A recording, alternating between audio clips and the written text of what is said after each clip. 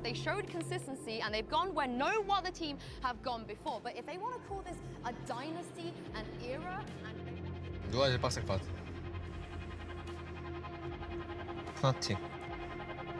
일단은 도쿄 마스터즈에서도 좀 압도적인 모습 많이 보여줬어가지고. I don't think there's any debates about it. Yeah. Everybody is in the best shape, best sentinel in the world, best flex player in the world. Chronicle has 3 trophies. You're dreaming of 2, he has 3. But there is a most important tournament ahead of us, right? The dynasty, to be fully justified, they need to win champs. They have to win champs. For me, champs is more important than any masters. Every team have a chance to be remembered even more than Fnatic.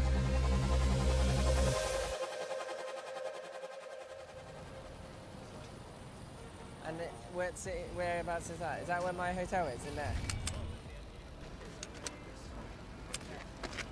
Because we're winning Tokyo.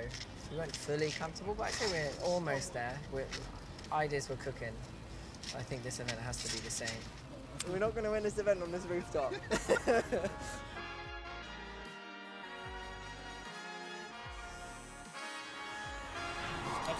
One you. Nice. I think when it comes to European playstyle, I think it's something that Asian teams are not used to it. It's like they are good at punishing all these.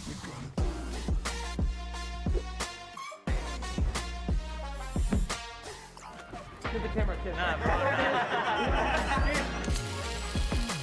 Paper Rex, they are the fun team. They're the team that everybody loves to watch. But what is more fun than winning?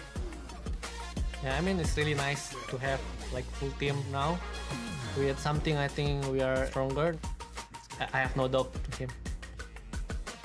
It's been a long run to get here, but there's only one more run.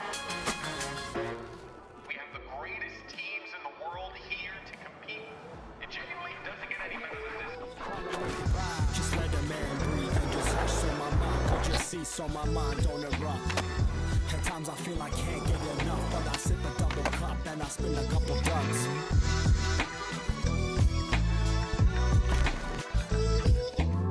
We're also the only team in the world to beat Fnatic. So that also means we're the second best team in the world. Sending out some love to my blood, to my girl, to my buds, to the homie up above. And no more time for bigging up to these fakes who ain't around when the time's getting rough. We've been to 8 lands together. Me, you, Vic, had an insane year last year. Should have won champs last year. Close, they should have won, but yeah, redemption this year.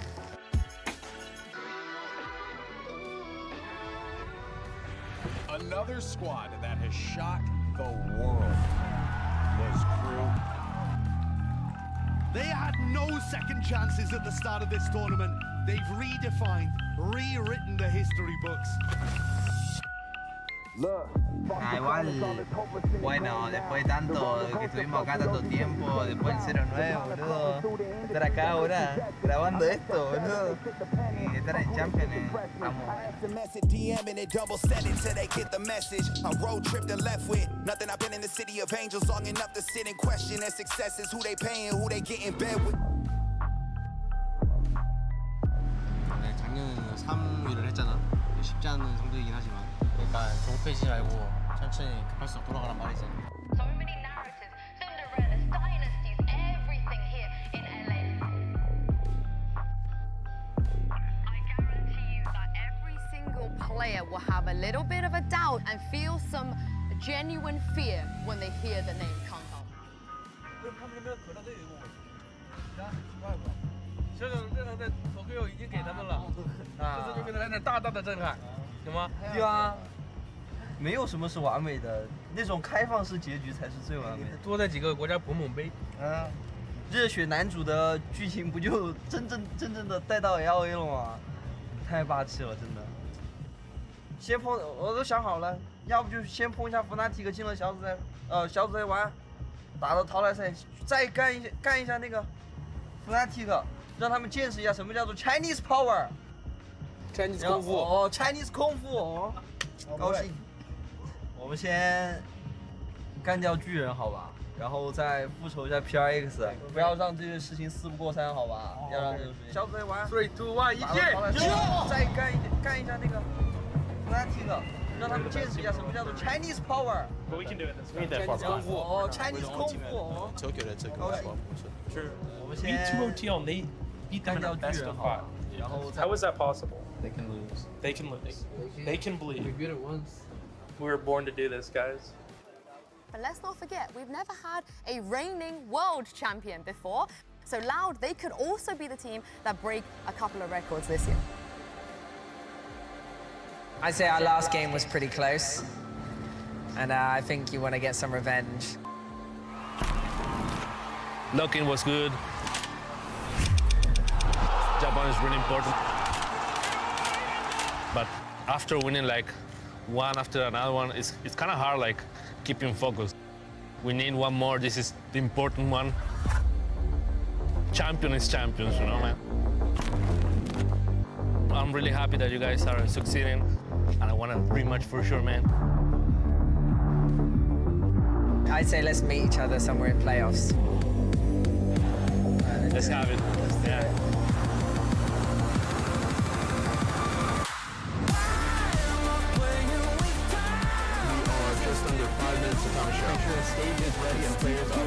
This year has been an absolute dream come true for all of us. One more.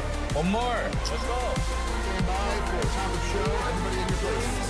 2, 1, go.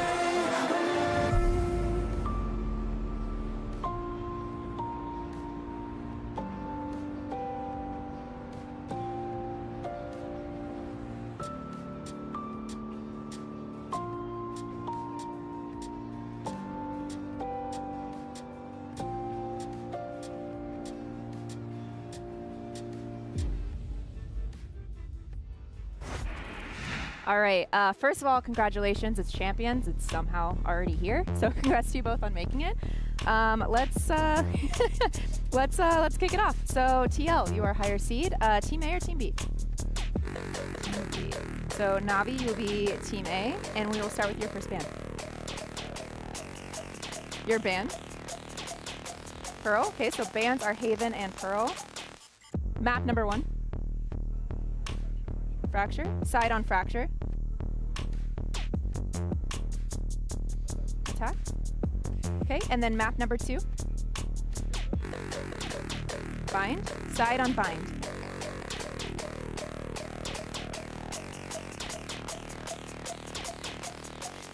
Defense, okay. So we'll go with the next set of bands. Starting with Navi, you have Ascent, Lotus, and Split. Band Lotus, okay.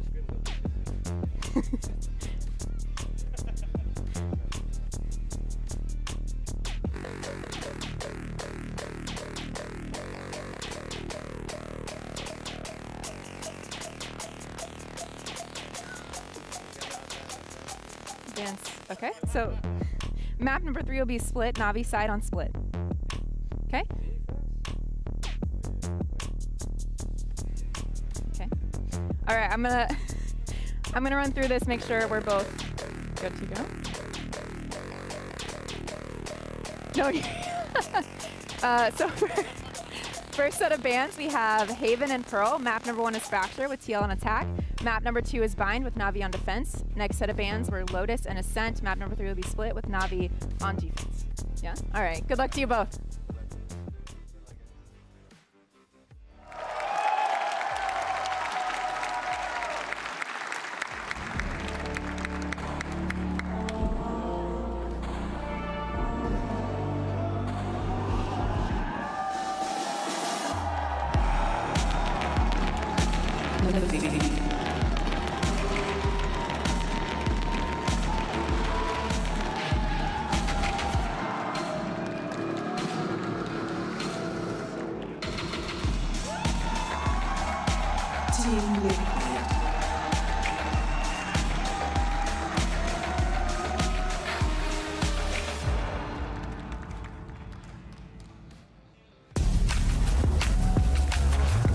Love on the stage, but you best believe there will be no love on the server as we have two teams that have not only defined esports, but have also, those 10 players, as well as their coaches, have defined professional Valorant for what it is here in 2023. This is going to be an excellent matchup between two hungry teams, Mimi. NAVI has always been considered the best or second best in EMEA. That was their title up until this year. Team Liquid beat them in EMEA, overtook them, won in that tournament.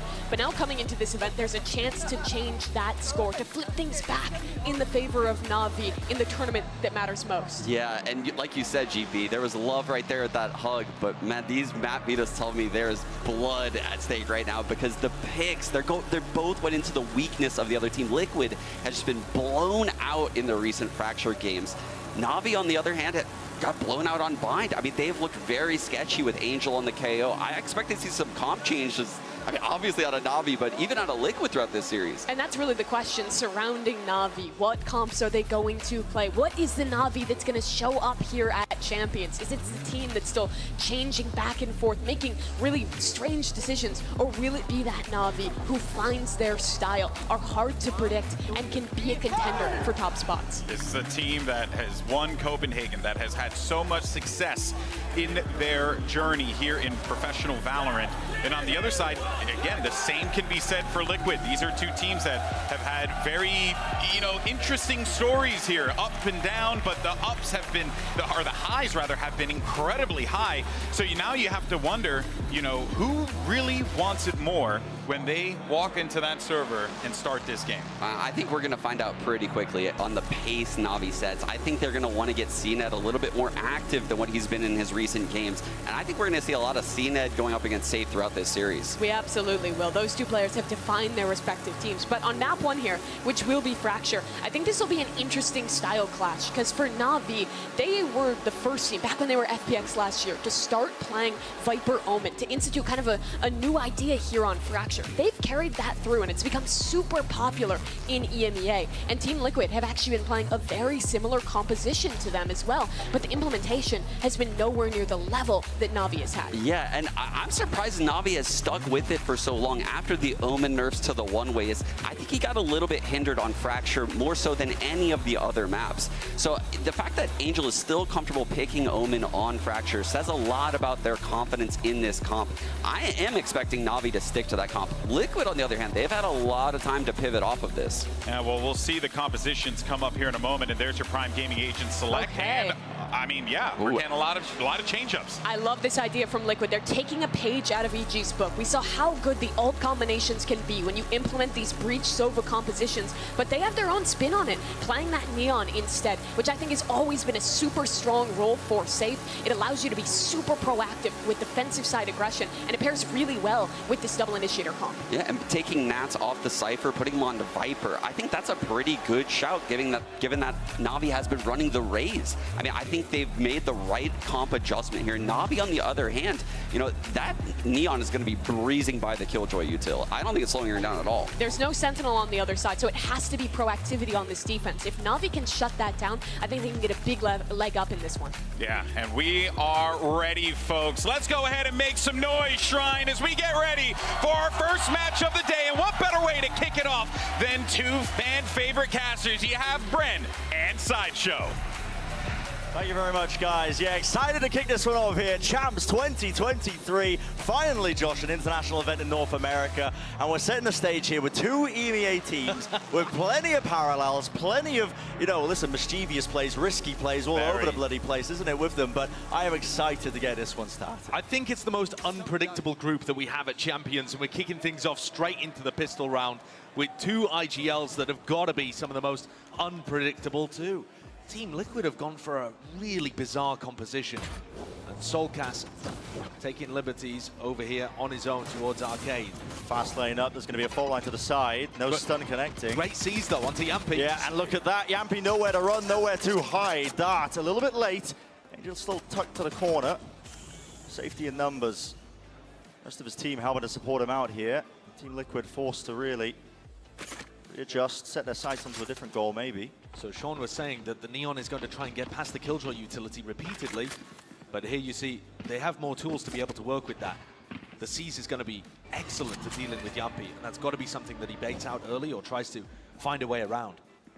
Now, Team Liquid stalled out a little bit, but safe still with a ton of utility. And a call is made for a re-clearance right into the maw. Team Liquid still holding. It's a triple face. Nats! He's claiming 2. Stun is beautiful. Nats so cheeky with a 3-piece. The beginning after a rough start for the pistol. See how it really gets going though. Plan. We'll get it going. Still a fight to be taken by NAVI. That's really just trying to take tempo into their own hands, but that's the pistol round claimed.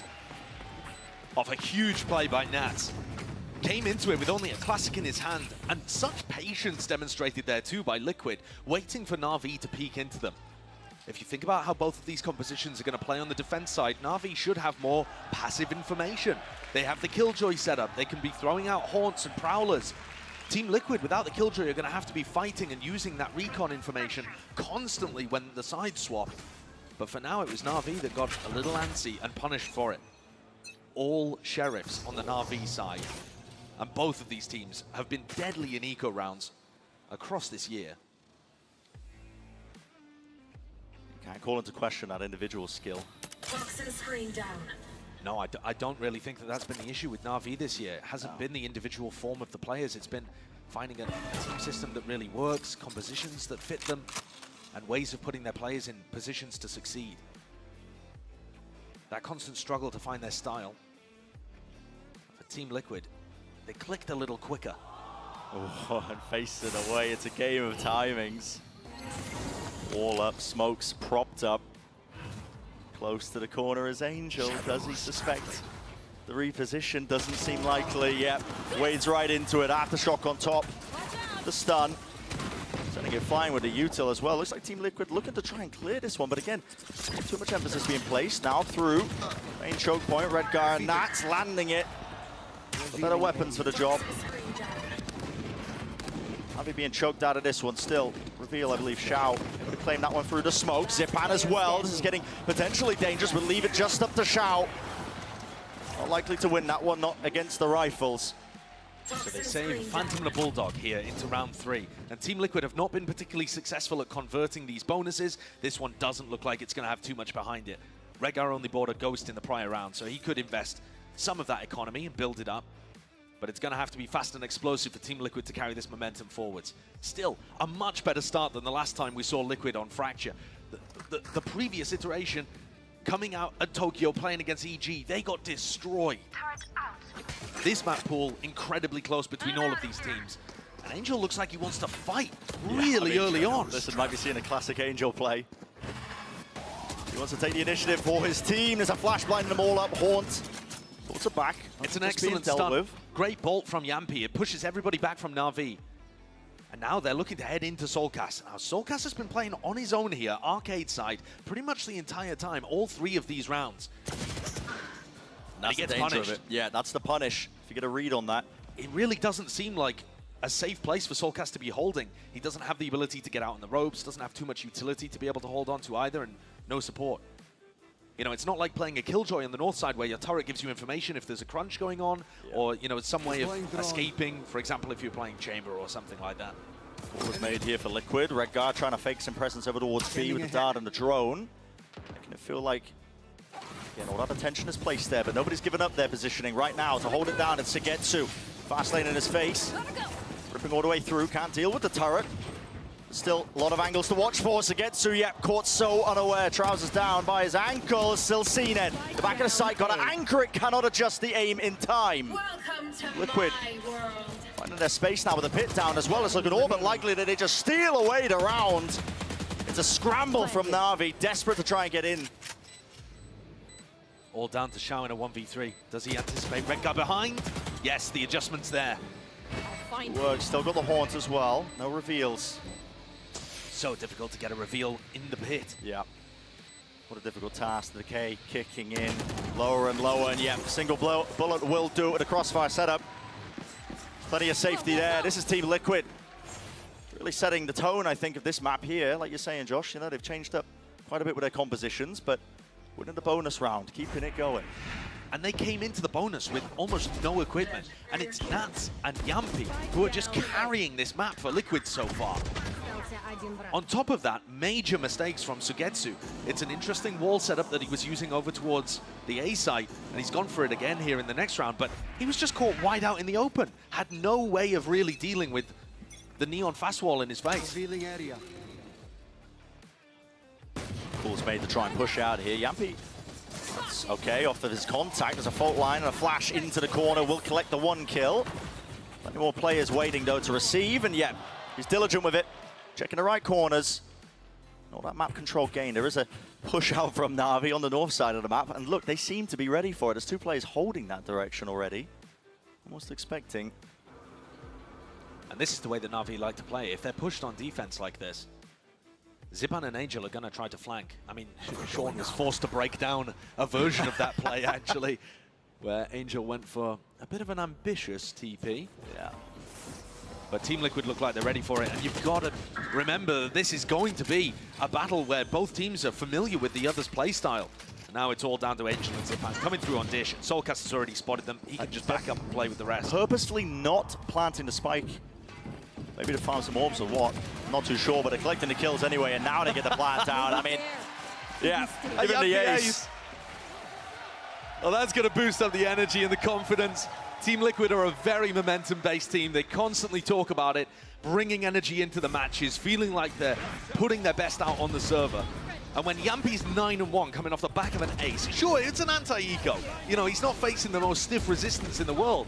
But even before this, he was still 4-1 winning massive duels for his team and helping them get into good spots on the bonus round. That's how you know things are going well for Liquid. Feeling good. Redgar very close to his ultimate here. We'll see if Team Liquid have any ult plays cooked up. This is one of the major powers of the Breach Sova compositions, but Yampy's just sending it. Yeah, all the way through as well, and the bullets, the damage. Concatenated on top there with the Nana Swarms. I think they could have come up with a better strategy there. Yeah, it was very all in. Another first kill going away at Navi, but they haven't been able to convert the rounds after it. It's Team Liquid. Still Soulcast on his own towards Arcade, now getting reinforcements from Safe. There was an opportunity for CNED to duel him, but he didn't take it. Chose the more safe of the options. They're gathering up here. Redgar's still not really playing for the orb, not playing for any kind of Hunter's Fury idea in this round. There's danger in this as well. The more you tick the clock down, that showstopper in the back pocket of Zipan becomes a round-winning ult. But recall what Na'Vi did on the pistol. Same kind of situation as this. Team Liquid cut noise and Na'Vi peeked into them. Going for information, got punished. 30 seconds left. Let's get to it, a jiggle there. I think he did see something. Angel had to let the paranoia fly as well. There is that trade. Zipan is quick with it. Now the showstopper let loose on top of the staircase. And yet he finds his mark. This time, Team Liquid not able to battle back. Crack into that defense. Na'Vi were very prepared. But let's talk about the ults a little here. Mimi was saying that these Sova Breach compositions can be excellent on Fracture, and they can. And we've seen that Evil Geniuses cook up tons of different ultimate plays to carry the momentum forwards and win rounds just like this one. But here, you don't have the Brim ultimate, you don't have the Killjoy lockdown, you don't have the Showstopper, all massive tools that Evil Geniuses usually uses to be able to carry their momentum forwards. If you have a Sova that's one away from getting his Hunter's Fury online, I think that's got to be the priority. And that maybe can be a gap that Na'Vi can exploit. If Team Liquid haven't done the prep into cooking these big ult combos up, maybe Na'Vi will get some easier rounds here.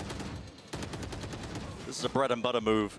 The Na'Vi composition, the one-way smoke, a bit of a prowler to set them up on a line. It gives them that A-Horse control, but they've given up drop as a result of it. Let's put their attention towards it. 3 players grouped up, and I believe that's a stun being held, yeah, along with the dart. This is definitely a set play. Hunter's Fury, right from the spawn, and all the kills being collected.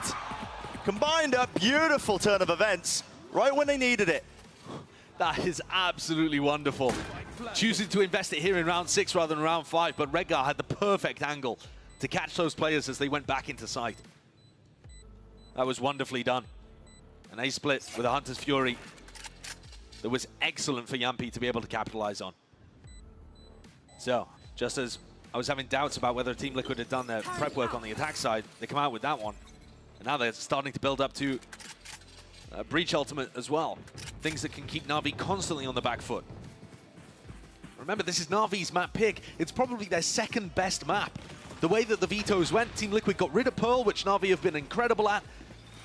That's why Navi have brought them here to Fracture. Well, still close to the corner.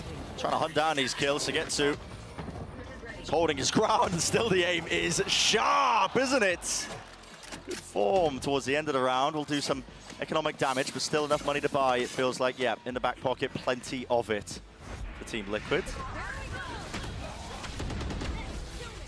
Look at how well coordinated it is. And look at the angle. I mean, as Zipan is caught in the corner, it also catches Xiao, who's trying to escape into sight. The reaction from Safe is exactly what I'm thinking too. That was very clean. And Navi take a timeout. Bren, I thought it was so interesting listening to the press conference before Champions began. Much has been made of Emil going up against Doombros, the two identical twins battling. But one of the things I found to be most incredible is that they said whenever a tactical timeout is taken like this, they can almost tell exactly what the other brother is going to be saying to the team. These guys are physiologically identical, and they've also gone down almost the exact same career pathway, coaching a Valorant team, finding themselves in this kind of spot. They just know what the other's thinking, and it makes these tactical timeouts such a mind game. They were saying they often have to ignore what their first impetus would be and go to plan B or plan C of how they would adjust things, just to try and win the mind game over their opponent. This is not just a matchup of two EMEA teams that know each other really well. It's a battle of two IGLs that have a ton of experience. The two brothers in the coaching slot that whenever they have input, have to second guess everything. Yeah. Secondary plans. Plans on plans as well, and actions, just in case the other side is going to predict what you're going to do. And Navi have swapped things up here. They've completely rotated the Killjoy to the other side of the map. So Viper Killjoy playing on A. The more info-finding aggressive component of the Raze Fade and Angel fighting Arcade. Yeah. Dart, Flash, Stun, all combined. Try and net them some early control towards Arcade. It was a nade that pushed them back, but do have that ground. Now the drone a little bit further. Angel tagged. On the open, but skips across back to safety, and there's a pit laid down in A halls. Lots of ults online for Navi. Sugetsu presumably putting that down because Nats made some noise over here. We're going to have a Viper standoff where Nats is not favored. Going to have to creep through a pit if he wants to create any space on this side of the map. So for Team Liquid, it looks like another slow round that's just this pinch on B. These have gone well when Navi have peeked into them, but otherwise Team Liquid don't seem to have that ability to get into the site. Perhaps the breach ult can make the difference here.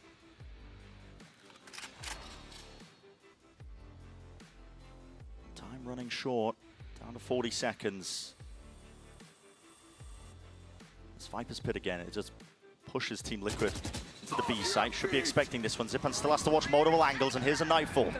In response there, breach ult going straight wide into their spawn as well, just trying to take the fight straight to them as well. It's going to have to be containment on various areas of the map. Onto the site, Zipan falls though. Sokas now with a late lurk and not expecting that angle. Xiao from behind the box just popping out in the open.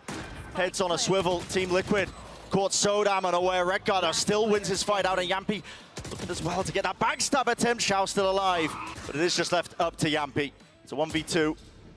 Very wide swing. Xiao still alive, 9 bullets, make it 7. Has to skip across and try and deny it. Yeah, immaculately played by Xiao to get to. Always safe pair of hands in that scenario. There it is, Emil's favorite skin. Team Liquid's slow attacks into B have just simply not been successful. They're not able to get the same value, and here's what happened over towards Halls.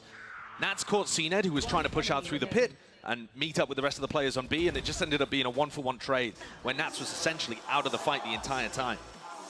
So Navi have another in very similar fashion to how they got round 5. They're going to look to try and take some tree control as everybody on Liquid sets up for an A split. On either side of the map there's not going to be any contact. Look at that recon dart too that Redguard's throwing. It's all the way from the south side and it lands to clear out Dish. It's cheeky. Clearly a lot of prep work been put in here. This rotate though is incredibly early from Navi. Already stacking, aren't they? The exception of just Xiao. Redguard's droning out towards B main, maybe just making it feel like they could be pushing if there was players there, but no, Na'Vi are stacking this, and Team Liquid, do they still choose to pull the trigger? Yeah, there's the stuns coming through, gliding down, but Yampi's caught in between two players. Nats now left to try and maybe do some work here. He slipped himself into the back lines, through the ropes, and ships in a night. Is there any expectation here? Shao still looking the other way. Angel. Util in his hand, zip onto the side. Doesn't expect it. The comms going to miss. Leaves things in a 2v3. Team Liquid still have Safe and Soulcast and Astro Wall potentially to get out onto a site somewhere. As Xiao still feels like he needs to commit to the B side. They don't exactly know where these Team Liquid players are, but the time, Team Liquid's worst enemy. It's working against them. Got to get a move on here. Cosmic Divide. Going to split up the site. A bit more palpable potentially. Flash into the corner. Cena though not caught by it. Look at the transfer. Even if he wasn't good for it. The rest of his team hot on the trail. Able to put a stop to it. Some of that momentum definitely petering out here for Liquid after an explosive start. You still have Yampi and Nats up at the top of the scoreboard, but Yampi is getting caught on more of these entries. You see the adaptation from Na'Vi. As soon as the fast lane went down for Yampi to get into sight, two of the Na'Vi players jumped into it. They bloomed a smoke, ran inside the fast lane to catch Yampi. They are putting a lot of resources into shutting down this Neon early, and there isn't enough support. Same play again here, same recon dart. The orb to take a little bit of Hall's control. And Na'Vi look like they're recognizing it. Angel and Zipan are fast out through the north side, and red pings light the map up. Onto the north side, yeah. Liquid, no. It's been called, expected now, and Liquid seeking to contain, seeking to get that information, but a cross section's not good. Angel's made to look like an absolute bloody genius. Impeccable form, even with him falling. The space has been created, and the spike is dropped in the middle of nowhere. Take flight. This one is going to be an almost impossibility for Redgar and Nats to recover. Everybody on Na'Vi controlling that area. The drone, I mean, it clears a part of the map that Na'Vi have no interest in standing in. Those are the kind of moments where you have these IGLs, Angel playing against Redguard, both of them love making aggressive, hard reads of their opponent. There's going to be wild plays where sometimes they look like they have a need to feed, but in certain spots like this, they can pull out the exact play that they need to. The X factor for either team. Left. For Redgar and Nats here, I think they'd love to save these weapons necessary, but also if they could get some kind of ult orb, I mean, even with a kill or a death, they're going to be able to have ults up for the next round. They don't need to prioritize that too much. A lot of these orbs are attacker-sided. But this next round is going to be a very important one. Only Soulcast without the ability to buy.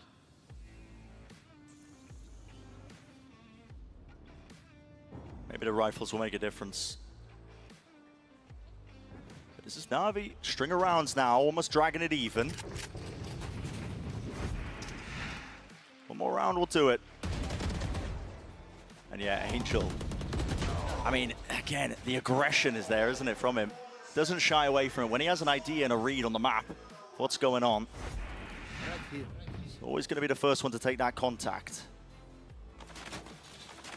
This is where we're really starting to see how deep does that Team Liquid playbook run. It's a new composition. What else have they cooked up? Because the idea is starting to run dry ever so slightly. Preparation in order with this one. Dart down to the side, making it feel like, again, that A presence. But this time, it's Team Liquid trying to work over towards Arcade. They don't have tree control. And previously, this haunt has not really been followed up. So Team Liquid may disrespect it. Redguard's using his drone over towards Halls instead of using that to re-clear trees, so Angel's got himself in a spot where he may well get value. And even if he does get pushed, punished, he has his ultimate to be able to escape. Great awareness from Yampi, checking the high ground there for Zipan. And is that the opening that they were hunting for? Well, that and more. With Angel falling, 3v5. Has to be heroics, and Shout, he can't do it. Opting now into the retake. I mean, Cena with the operator in his hands, not a chance in hell. Not going to be doing that with a player disadvantage. Have to get out of there and save. So, well set up round from Team Liquid. It is, but almost in some sense, just a slow contacting and clearing out the players from NAVI who are in spots that, you know, were a little more dangerous. You can't really say that about Zipan. Holding on top of Generator, very common, but also great awareness, I think, from the other side of things for Team Liquid to have crosshair placement trained in that specific spot. It's often an area that ends up catching people out. And I think one of the reasons that they can afford to do that is that there just hasn't been aggression coming from tower. When CNED's been playing in that spot, he's been playing passively, hold up inside tower, not looking for aggressive swings, so they're not worried about it as they get through arcade. They can only focus on one of those angles. Speaking of CNED, you know, he's had this lockdown for a long time. We saw him recently make the move over to Killjoy, and I think he's still adapting, picking up the operator now, and he's kind of playing hard anchor, which hasn't given him many opportunities to use the lockdown in some kind of retake setup. So they're missing the value that that ultimate could provide as we head deep here into this first half. Really just been waiting there. Yeah. So a steady lead being held in game by Team Liquid, but here we go. There's a response. Util being used, and they are backed all the way out of there. The Showstoppers just pulled out of Zipan, close to the corner, but no value at all. It's a full evacuation, Team Liquid, but right into the operator this time. That's getting caught on the lurk, but still that arcade control is Liquid's. This is going to make things very difficult for CNED, right? They want to try and maintain some level of presence over towards the site, but Team Liquid have arcade control. They're trying to get up into tower at the moment too. Thankfully, CNED does actually have that alarm bot that tells him if people are trying to get deep into tower onto site. So it gives him and Xiao just a little bit of safety as Team Liquid back off from B. Regrouping with their IGL, who's taken horse control. Looking like they wanted to go towards A, but no. Oh, they're guessing it, yeah, committing over towards it again. Redcar faking the presence with the drone. It's been a regular theme so far this attack side of Team Liquid. But it's not pulling many of these players away. Some of them are starting to move away. CNED doesn't know if they've crossed. It's all over the place, isn't it? I mean, CNED doesn't know if they're in tower right now, too. With the operator out in the open, I mean, he's got nowhere to run, nowhere too high. He's got to back away and pray that his team have his back. There's the shot landed. Flashes not connecting. And Xiao pushing right through the smoke, catching every single player that might be lurking and trying to put a stop to it. What a round by CNED with his op. Put in really uncomfortable spots and delivered every time he was asked to take a shot. I think that's been one of the biggest issues actually with NAVI this year, is trying to put CNED in positions where he's comfortable. And here, I'm not sure that in terms of his positioning he particularly was, but he's got so much skill. His ability to read where his opponents were coming from in that situation, immaculate too. He doesn't need the lockdown. Save it for round 12. Now Redgar has the Hunter's Fury as well, so there is a counter available as we head into the final round of this half. And NAVI have been constantly exploring. Angel has kept them very proactive on the defensive side. And if Soulcast tries to take space in arcade, he is going to be met with resistance once more. He evacuates. Across the ropes this time, doesn't want to get caught out. Regrouping with the rest of them. Still that tree control is theirs. In tunnel as well, looks like that's where Yampi's setting his sights, but that is being watched as well. If he decides to push deep into it, Angel has got his rifle locked onto it. So safe, so slow. What you come to expect some of these teams. This time the drone coming in. Actually is a lot of players behind this one. The Haunt is good though. That's going to be a tag onto the one. What a kill. Right onto Yampi. Rolling Thunder sent flying. Viper spin into the show. Hunter's Fury. They are chucking the kitchen sink at this. Are they going to be able to get through? Still time. 30 seconds left. Have to see that plan coming down for the extension. But just following the Prowlers. Right to the prize. Zipan is collecting. Guy's an absolute monster, but finally shut down. That's taking matters into his own hands. 20 seconds left. Spike has grabbed it. There's a player watching. And the lockdown finally getting that value. It's all up to Redgar, not a chance. And NAVI ties up at 6-6 in the first half of Champions 2023. It's a tight game, a close one, a slow one too, and a bit bizarre. If you thought this was going to be defined by the big battle of Safe against CNED, it hasn't quite gone that way, with that being a Breach v Killjoy matchup. But the First quarter dominated by Yampi and Nats until Na'Vi found a way to respond.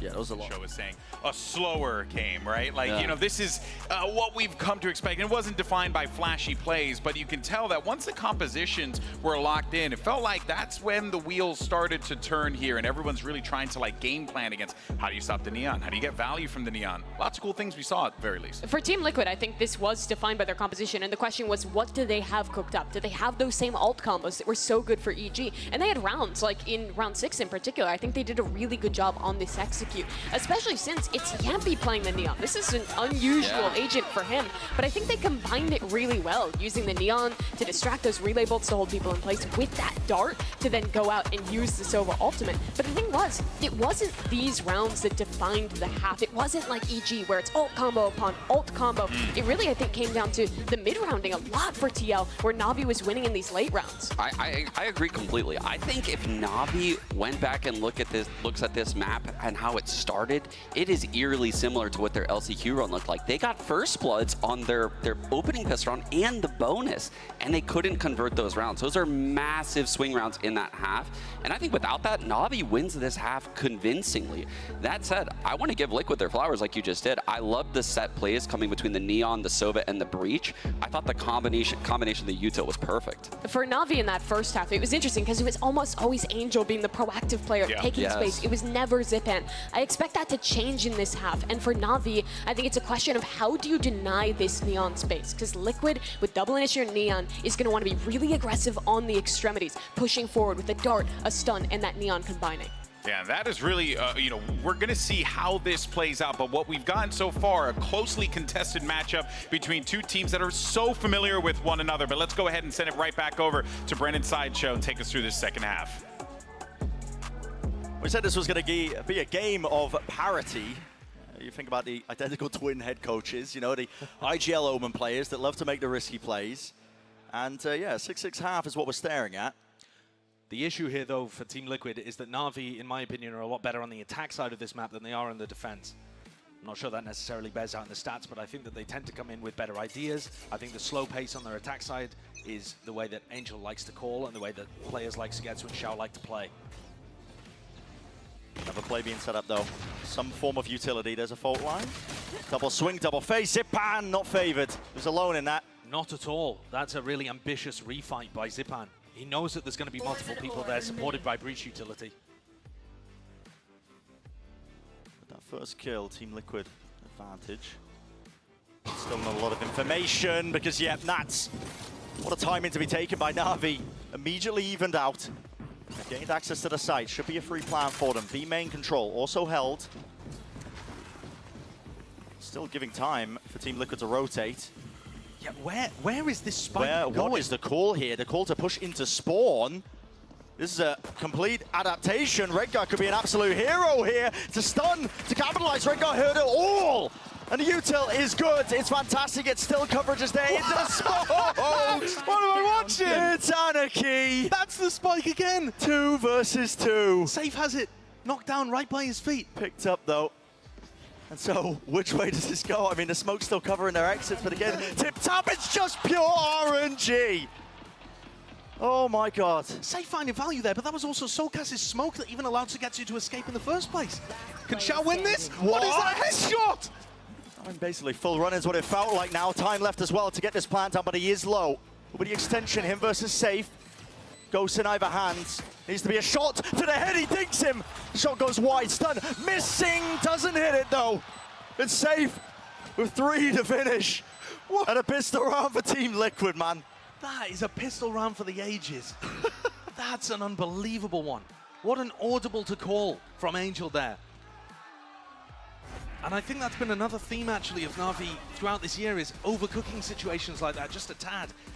You could see the idea. You can definitely see what he's going for there, and there's only Redguard holding him back. The issue is, when Safe has a fault line into spawn and you're all running single file into Redguard, that fault line connected on everybody, and it just stalled the entire pivot. Madness, though. Absolute madness that puts Team Liquid up 7-6. The reaction in the Netherlands, the same as mine here.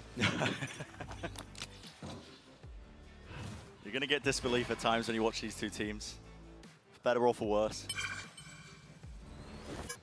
Everybody on NAVI flooding through Arcade right now. Prioritizing orbs onto CNET. Makes sense, the lockdown. Massive tool. Although Xiao is technically closer to another big ultimate in the Nightfall.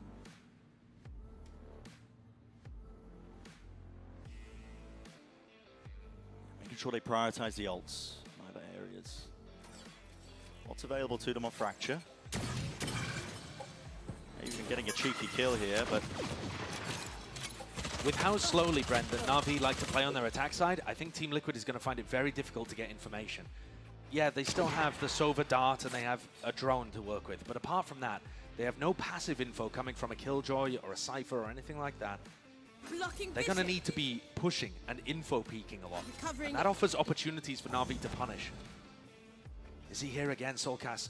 Forced to give up a horse control because he's worried about Dish. Yeah, they can't watch both areas at once. When he's backed all the way just to the default spot, and yet he knows, and now he can hear it. The footsteps coming his way. Paranoia, that's a connection. Nade towards his feet, but that is a great dart. Sets it up and bogs him down with the aftershock. Laying all the util straight into the choke point. Fire in range for Soulcast. Get the confidence online, son. Easy pickings on the anti-eco. That's what you need to see. And Redgar saving that recon dart to be able to support Soulcast in his job anchoring the site instead of using it for information. Something to keep an eye on as we head deeper into this. Team Liquid with a much better bonus round buy this time in the second half, and they were still able to convert in round 3. So how does this look? They're going to fight into tree. This looks all in. Yeah, Sugetsu seems to be there to meet them, but no, just backing away from this one. A lot of util being used, dumped right into tree, taking control of it. That's an ult online, an important one. Rolling Thunder now, and well... Look how deep Angel already is. An insane shot to hit, yet Angel vacuumed up the space that's offered to him. Aftershock is a little bit too delayed, and he's found a second. The timings that Angel finds are so feast or famine. They're taking that 1v1, but finding the timing, finding the opportunity, and winning the duel against Yampi. The question is, the Team Liquid still want to try and commit to using ultimates against this one. Plan. It's been stuck. Nothing used to dissuade it. I don't think you do, Brandon. Yeah, not in this instance. I think the Rolling Thunder's just too much of an investment. This is a bonus round. You want to damage the economy of NAVI, but their post-plant positioning is going to be fantastic here. They control tree and arcade. A breach shell just can't hit everybody. They'll make a go of it. Fault line being held. If you get a couple of picks, of course, that whole situation changes. There it is. Attempt from Nats maybe to just swing off that stun, not really working out. Full control, and again, yeah, just trying to play the exits, take away the guns if you can. Evacuation once more from NAVI. Bullets tagging, slowing them down, but it looks like everybody's going to be able to get away safely.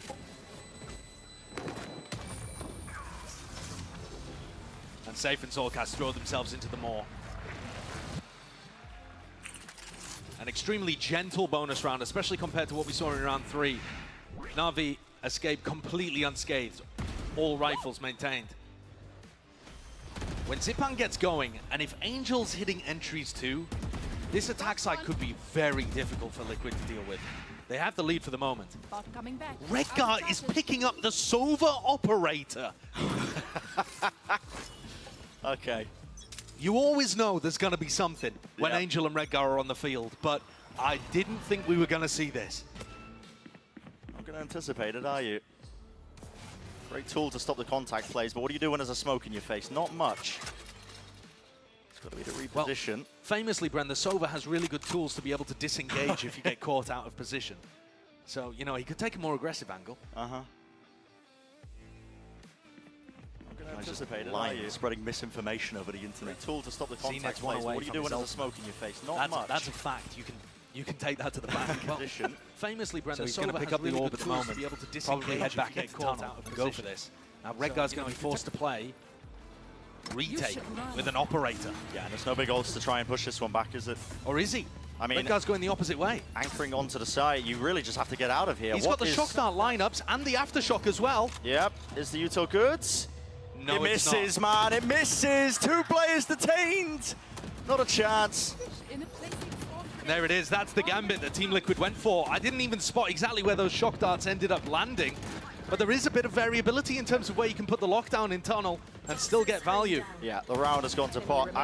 I think it might have just been the smokes in the face. I think whatever he's lining that up off, he might just need some part of the wall to fire it off of, or what? I'm not too sure, but it's a great point. I mean, I don't play Sova on Fracture, so not many people do. So I'm unsure exactly what the lineup is there, but clearly Redgar going for it and it not quite landing.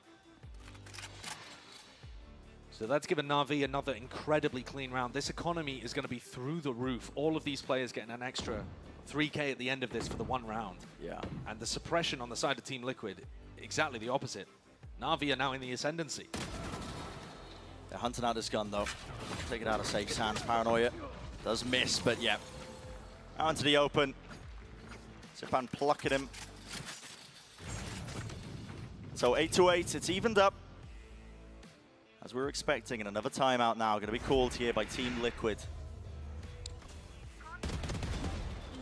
We're seeing things from Shah's perspective here in the replay. Just easiest cleanup for Na'Vi. So we're heading into a tactical timeout here by Team Liquid as well, as they try to reassess what the situation is. They're going into an eco for the next, so this one really about how they're going to adapt in round 18 once they have guns back available. One of the big things that Team Liquid was talking about coming into this tournament was focusing on their discipline and cohesion.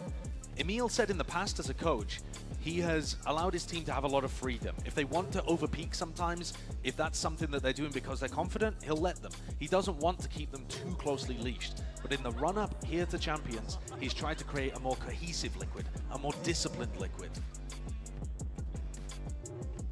A Redgar on operator Liquid. Yeah, I was rolling back the rounds in my head and I was like, I'm not really seeing as much evidence of this, but listen. I mean, I do feel like that's what they're aiming for with this kind of composition. They're having, you know, it be based on very set utility being thrown by Redgar and Safe. Yeah.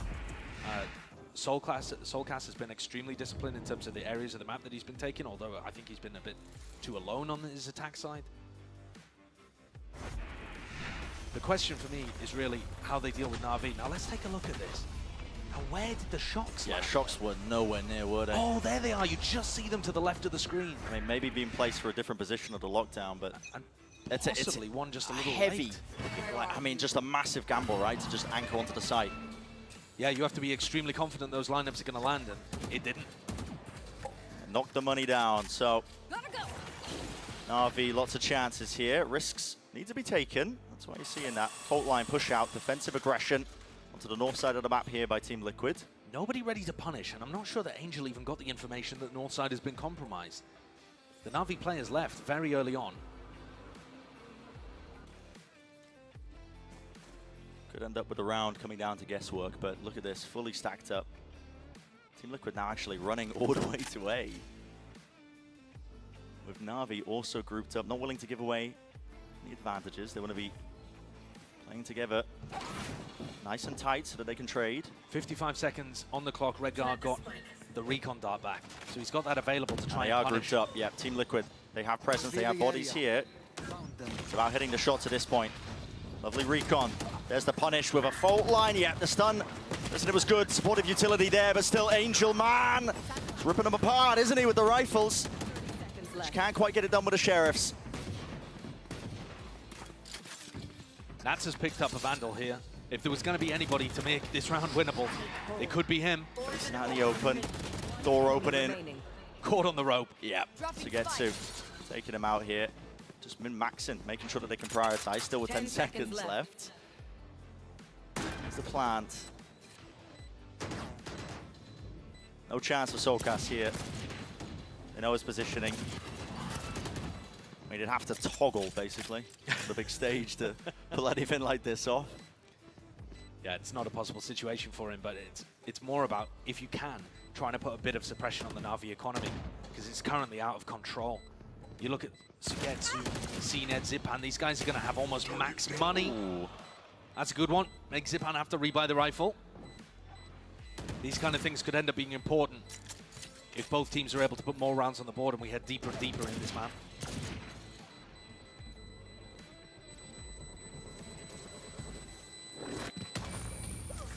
to see some more ideas, though, now from Team Liquid. That was their half-buy round. They're going to have rifles on board for the next.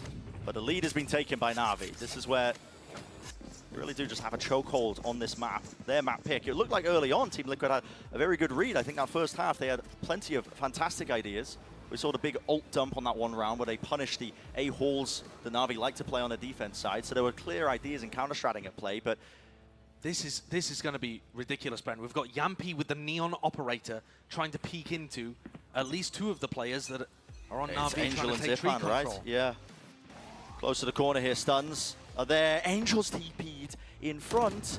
It's a great position to TP to, actually. You get such a wide swing Oh, on the yeah, up. and you just don't expect it. It's so unorthodox, man. Any potential timing, he made no noise whatsoever. And look at it, slipped his way into the side dart. Just about getting that tag onto the one. Soulcast, that is just instinct on display. Shots rattled off through the choke point. Navi finding it difficult now to try and get a bit of a breather in the round. Their players are very weak. And still that breach shot, safe. He's holding on to it with these kills that he's landing. He's just through the smokes. With the spam, might even get another one. There it is. No fair fight. Both of those players had a combined 51 health between them, taken down by spam through the smoke. It's just all the chip damage adding up over time. Last player standing. Giving him the fights now to CNED. But again, what a task he's got. Sidestep, a strafe to avoid the stun, a wider face once more, but no, with 3 players against him. There's that discipline being showed. And again, even. You take a look at the replay here, though. One of the big issues is that Navi are too predictable on their timings of when they're committing to the site. They go for it. A big round here. You know, utilizing the Nightfall, getting into the site. But one of my major issues is, while they're up 5v4, and they've been very good at being able to get those attacking first kills all this year, they immediately pivot into a site hit every time. And that makes it too predictable. We have an op-v-op battle happening here, although CNED is on the other side. Yampi doesn't like the look of it. He runs away instantly. Yeah.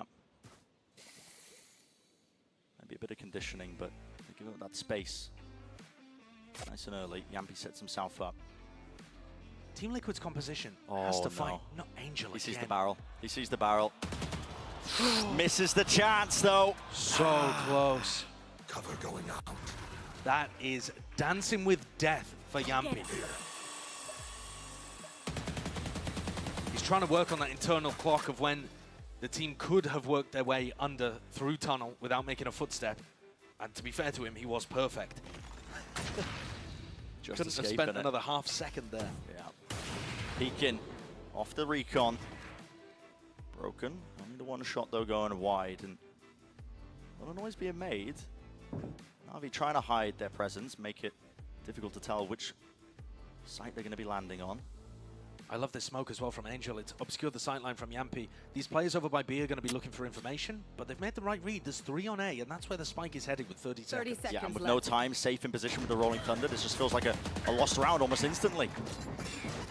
The time scale that they've been trying to play this one, a haunt into the back of the side. The Rolling Thunder is being used preemptively to try and bog out these players. 17 seconds left. Everybody pushed and corralled into close quarters here. Cosmic Divide just, again, there's no time. Pushed right in front of them. Angel is right behind enemy lines and he can't win these fights out. 6 seconds left. There has to be the spike being planted. Is there time? I believe so. And still, they're holding it down. All the sightlines there. The shots are landing. It's up to Soulcast and Yampi. Yampi's going to be able to exchange the operator for a rifle, so he does still have a chance. Stun would be good. He's trying to isolate one of the fights here, but it's so damn difficult. It's a high-low setup. Drop control still there. CNED watching it with the op. Here's the ult. Showstopper against the wall. Damage done, but no kill netted. Distraction play from Soulcast, but again, it's ticking. The spike down and down. Time available, not there. This just felt like an impossible round to win for Navi, yet somehow, somewhere, they pulled it out. And I don't know how. They had 10 seconds on the clock. Angel was the only player that Omen ulted into sight. They still had Nats on the high ground of A to deal with, and they bullied their way through all of that defensive utility and managed to get a plant down. 10 seconds That's left. a ridiculous round. Yeah, look at this. 10 seconds left. Right down to the wire. just trading people out excellently on this slow siege. A second to spare when the plant's going down there. I can't believe it. There's so many things that could have gone wrong in that situation. Yep. One player in a spot to be able to drop the player with the spike, and it could have all been over. Yeah, pain. Yeah, and that's what it means. These are the small moments, the delicate things that can mean the difference between a win and a loss. And look at this group up. Players are meeting them pound for pound. Zipan! Oh, the man with the plan. What is that? Maybe not so. Still, I mean, that is just... He's just jiggling left and right. AD, tapping people while he's in the dead zone. What is that? Fantastic movement. When Zipan's on Raze, anything is winnable. That's another thing that Na'Vi have shifted heading into Champions. CNED occasionally taking a bit more of a back seat for Zipan to play the solo duelist, rather than experimenting with those Yoru Fade compositions that everyone loved from Na'Vi. So lock that away. Do not bring that out. But Zipan's been absolutely magical on Raze. Yeah. He's constantly putting up huge performances for the team. Definitely that comfort role. This has put Liquid in a really horrible spot again. Like they forced into this round with a Guardian, some scraps, odds and ends. No chance of reclaiming a rifle as well. They are grouped up. They're saving his Guardian. Doesn't feel nice. I mean, these players could easily get pinched and lose what little they already have. They already are being pinched. Position is known here. Just gotta find the angles in time. It's all up to Nats, and he won't survive. Na'Vi. It's 11 to 9. The bank is booming. Plenty of money still. Team Liquid once more knocked down. Almost absolutely nothing. Here comes the timeout from Team Liquid. Look at this from Zipan. Oh, yeah. It's the lineup towards the end as Yampi and Soulcast just stack on top of each other. Neither quick enough to be able to trade the first as well. I believe that was safe. There's coordination a little off there, but, you know, that's what's going to happen in some of these spots when the pressure gets to you. I don't really like the way that Team Liquid have been playing their defensive round, Brent, and I'll tell you why. Their composition doesn't have any of that passive information gathering, and so your two options are to try to fight for areas of the map on defense, to play aggressively over towards, you know, let's say tree, and then you back off and you try and re-push another area, and so you're constantly finding new information around the map and creating presence. Or the other option is to try and get, you know, some passive information from an op. And when you look at the comp that they're running, I don't think there is a natural operator. We've seen Redgar pull it out on Sova. We've seen Yampi playing it on Neon. This doesn't make sense to me no matter how good Yampi is with the op. When you have a Neon comp with a Breach and a Sova, you've got to be aggressively taking information, not trying to sit passive behind an operator. I think that's been the wrong call for them, and I think it's put them in a really bad hole that even with the right strategy now, it would be almost impossible to dig their way out of. Na'Vi look like they should be able to wrap this one up very quickly. Only need 2 more rounds. This one should be handed to them unless something goes awry. Lots of ults still left to be used. I mean, Yampi does have the overdrive. Redgar maybe could cook someone up. Hunter's Fury, but for now, fully grouped up. Na'Vi all on the south side of the map. Here it is, yep. It's proactive, it's aggressive, but it's paranoia. Fantastic time with that one. Angel TPing all the way out of there. I thought he was TPing even deeper. Damage being done behind the box. Dodging, juking, but Xiao finally lands the shots there. Bullets raining down onto them, and there was that push out through onto the tree side. Nats being able to pick one up with his favorite gun, the Ghost. It's what made Team Liquid's ecos so phenomenal when they were playing in the regular season. But here, still in a 3v4, and those weapons, you know, lost in places where there's no way to pick them up. Xiao's weaponry is not going to be retrievable by Team Liquid. So this has got to get done with Sheriffs and Ghosts. Saved, tucked. Yeah. Nats is going for it. What Across is the this? rope, he spotted it. There's you no have to way. hold your ground, though. You have to hold. No one's looking. No one's looking towards it. There's no way. No question marks on the mini-map, and he sped it all the way up. There's a gun for you. What a play! Got to do it. Backs against the wall. Safe. Gets his way out of there. No longer anchoring towards the back, just rattling off the shots, and there's definitely damage done. Players are weak, but the spike will get planted still. It's a 3 versus 3.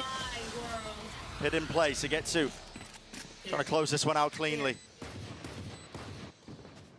Bit of anti-synergy, though, when CNED's holding with the operator. Can't exactly follow up inside the pit. No, he doesn't have any kind of angle, I don't think. Does Nats choose to invest his own? Holding it in his hands as the counter pit. Layered on top, it's almost perfect. This round is for the game. Completely overlapped. Where will the dice fall here? Comes down to it, a bit of RNG, lighting up the bodies. It's even, so far safe. He's ran them down and seen it with the operator. Sticking onto it, rifle gained, damage done still. Everyone's weak and they all fall down.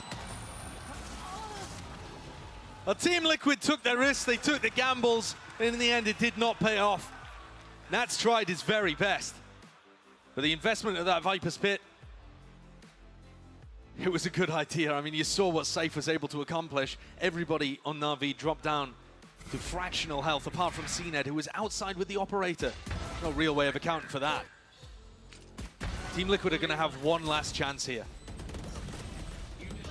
NAVI only need one more. One enemy remaining. The round's already begun. Straight back to it. CNED, no time to set up his turret, actually, to watch that angle. He was late towards the north side. Angel walking up, Solkas just spots it. Damage being done, a tag with the bullet, but not enough to really bring down his opposition, and now there's a pace increase. All the way onto the side, but Yambi's still watching it with the op. Disengaging, dodging away from all this utility with the Nightfall scattering across. I'll be definitely finding it difficult now to get a bit of a foothold here. The one player onto the side, they have to make a call to try and fight, and it's over towards Sand. Still the spike is in halls, and Angel, he is in no man's land. He used 2 TPs to get into this spot. He's got to be able to get them out of it. I mean, he's the playmaker now, but he's so far away from being able to make a play happen. Behind the box. Another smoke up in 5 seconds. He could use that to try and isolate a duel or get himself out. Trying to force a fight. Stun. Dart. Everything being used. Attention dragged towards him. Safe. Marching towards the objective, but no. Backing away, playing it because they realize they have time, and well, 30 seconds left. Spamming the common angles once more.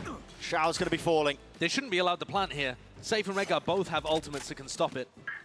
Tap once more, looking for the fight here. Completely grouped up, but yeah, Team Liquid. They had the advantages there in that round. It was handed them. We'll see it 12-10.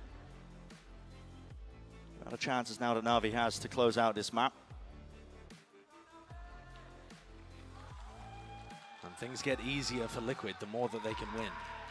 Yampi's picked up the operator again. You don't anticipate them really going for too much defensive aggression when he's got that weapon online. But these ults are going to be constant threats. Whenever Safe and Redguard have these ultimates up, it makes it very difficult for NAVI to be able to get a plant down. And it also counters CNED trying to go for any kind of space acquisition, taking control of the B site with his lockdown. Again, lacking that information, aren't they? You can see it. Got having to jiggle with the knife out. Yampi's actually taken a lot of space in A holes, and that's going to be beneficial for them. I mean, 2 players right now are getting early information towards A, so they can stack 3B, and they don't have a bad defensive setup. You should run. Made over the top. There's a lockdown.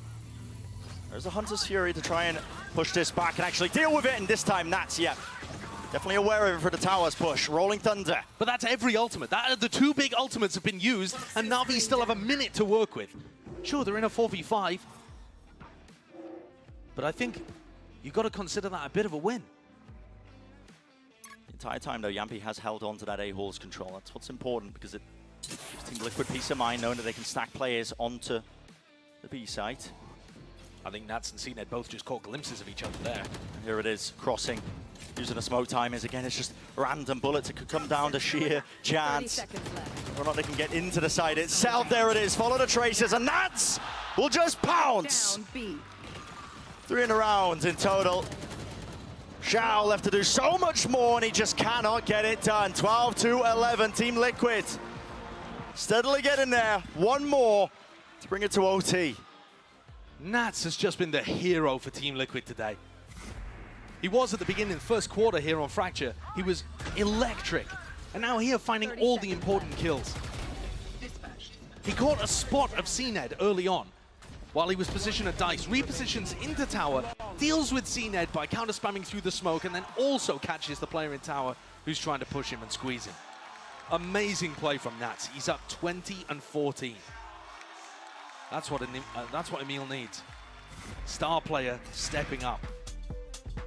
Last time out here of regular time, and it's NAVI. They realize it. The chances have been slipping away from them to close this map out in a nice clean fashion without it going to the OT. One more shot, one more chance. The gun rounds in this half have still been massively in favor of NAVI. Team Liquid won the pistol, both times, and NAVI is still 12-11 up. But that kind of stuff, it doesn't really matter if Liquid's able to find those crucial rounds that end up making the difference. The rounds that count for more than just one. Now, Zipan is going to be one away from his showstopper here. There's definitely a plan that NAVI can construct around that ultimate. And like I said in the prior, with the Hunter's Fury and the Rolling Thunder being removed from the game, Team Liquid don't have the same level of tools. They're going for a double op setup. You've gotta be kidding. Yes, they are. Why not? Do they have spare rifles on the floor? I don't think. I believe so. I mean, Redguard was chopping and changing it around. If they don't, they should, because Soulcast has the money for it. Yeah, and it's the last round for it, so they must do, surely.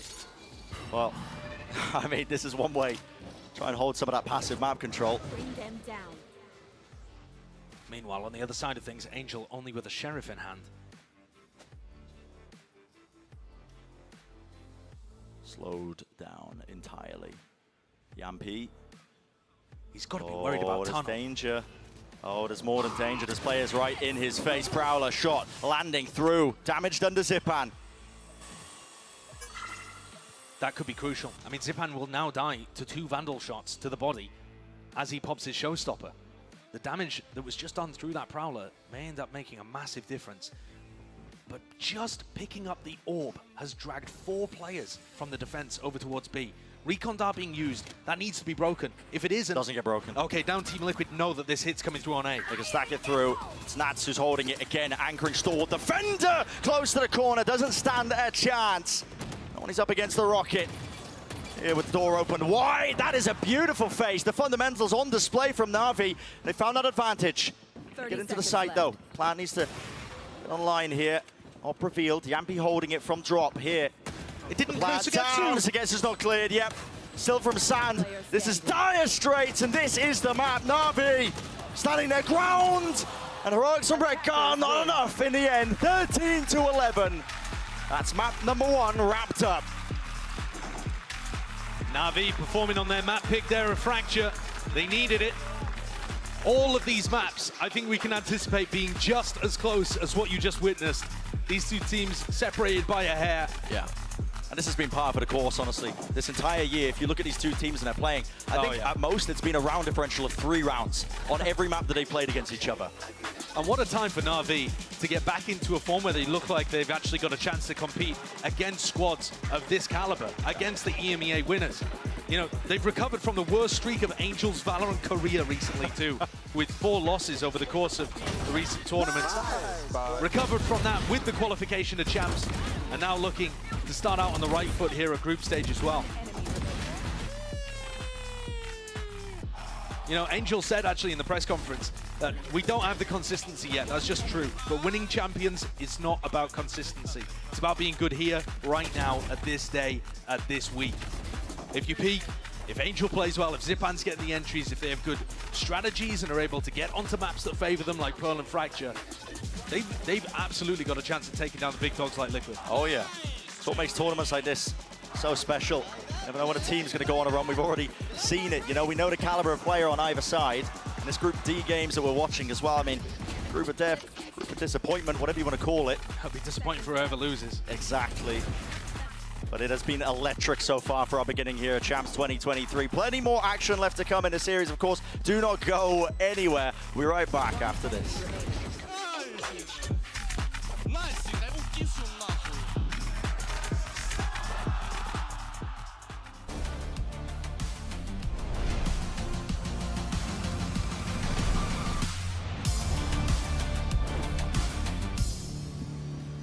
When you play an actual ranked game, it's 50 minutes, but how much are you actually shooting? With Aim Labs, you can compete in over 1,000 tasks that will prepare you for any scenario in any game. For the new ranked season, you play, you get points, you can compare yourself to your friends. With Aim Labs' new one-to-one Valorant maps, you get instant feedback on how to get better crosshair placement, better peak efficiency. You can also instantly modify existing tasks with Discovery. Get started today by downloading the Aim Labs for free and join millions of other satisfied players.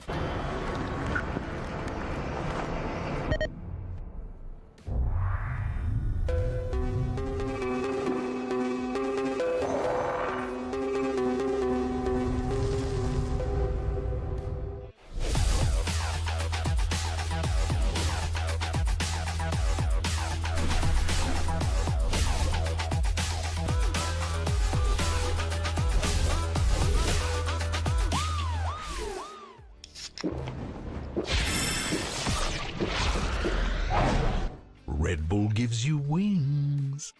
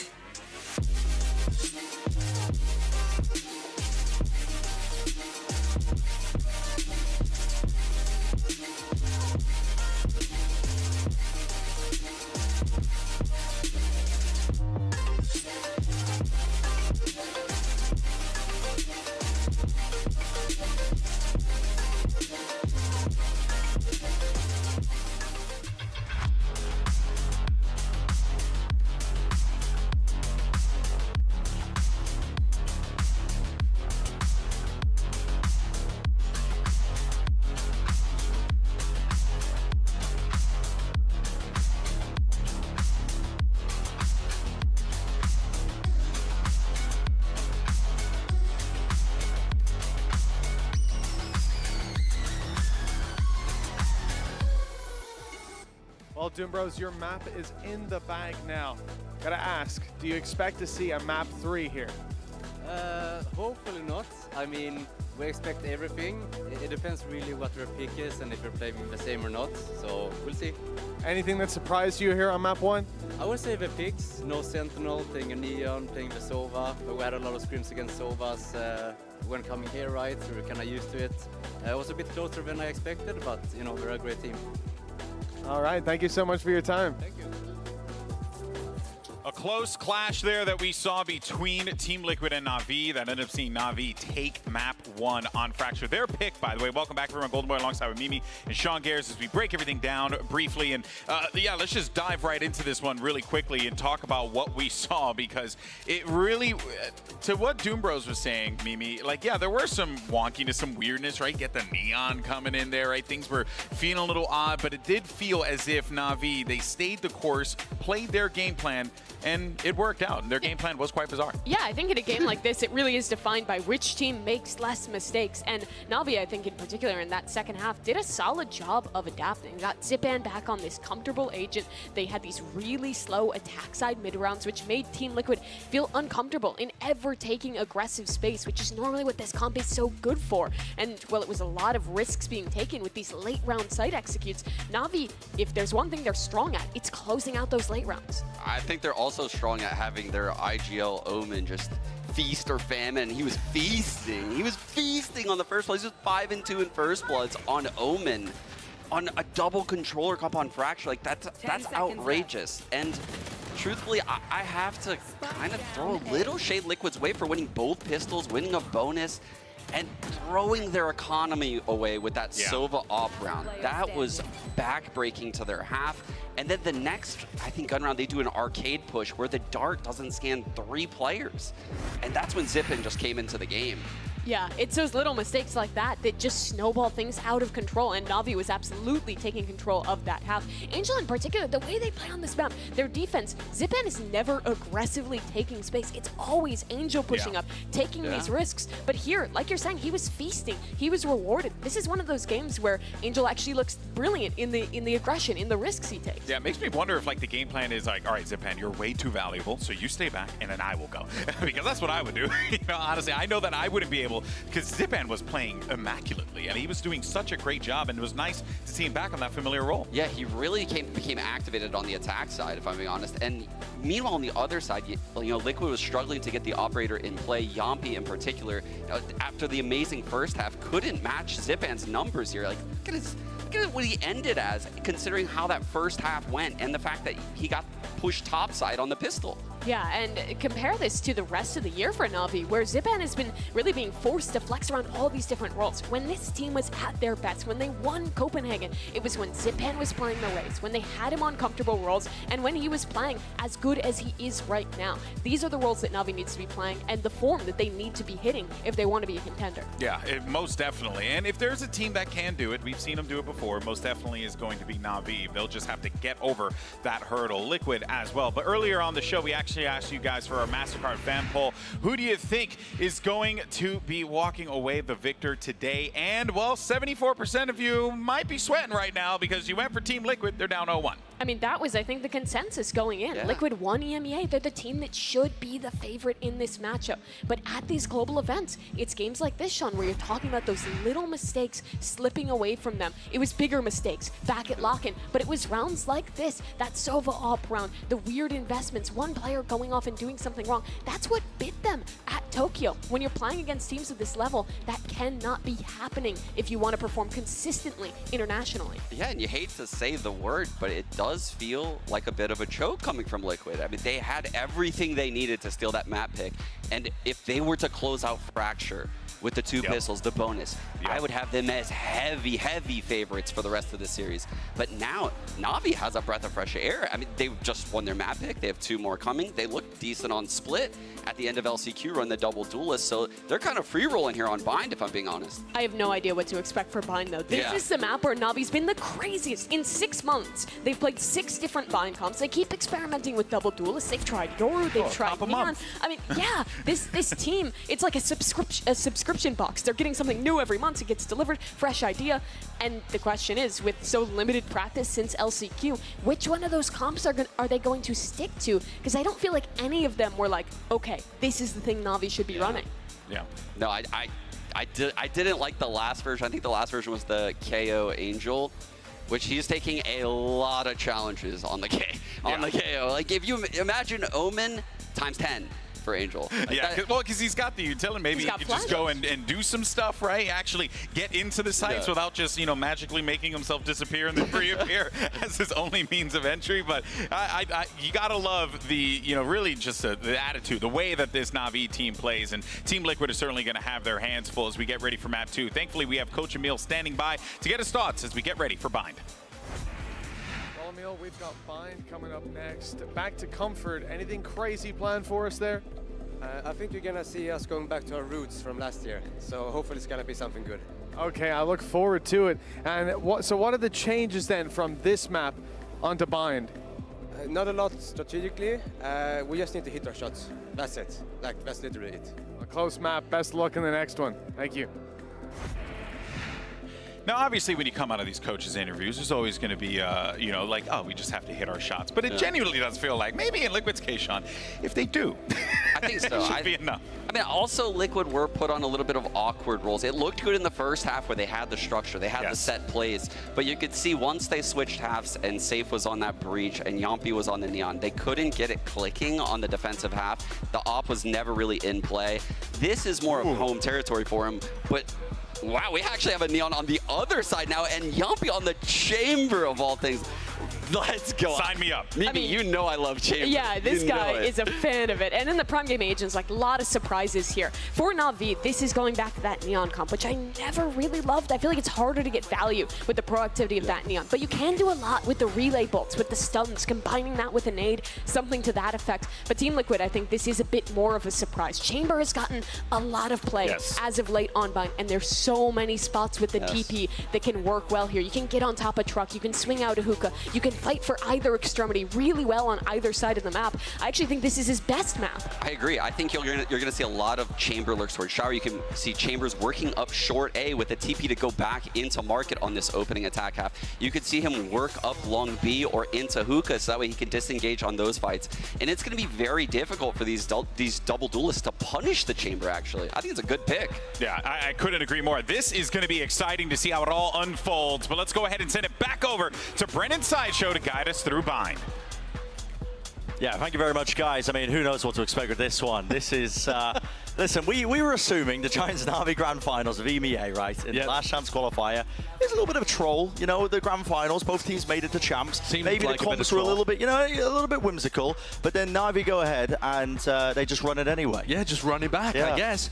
I mean, pulling CNET out. By the way, they lost in the Grand Finals to Giants of LCQ with Cloud playing Yoru while they were running this comp. Now, I don't know whether the effort they were putting into the game is equivalent to what they're going to be bringing here, whether the ideas are equivalent, but they're running the same composition.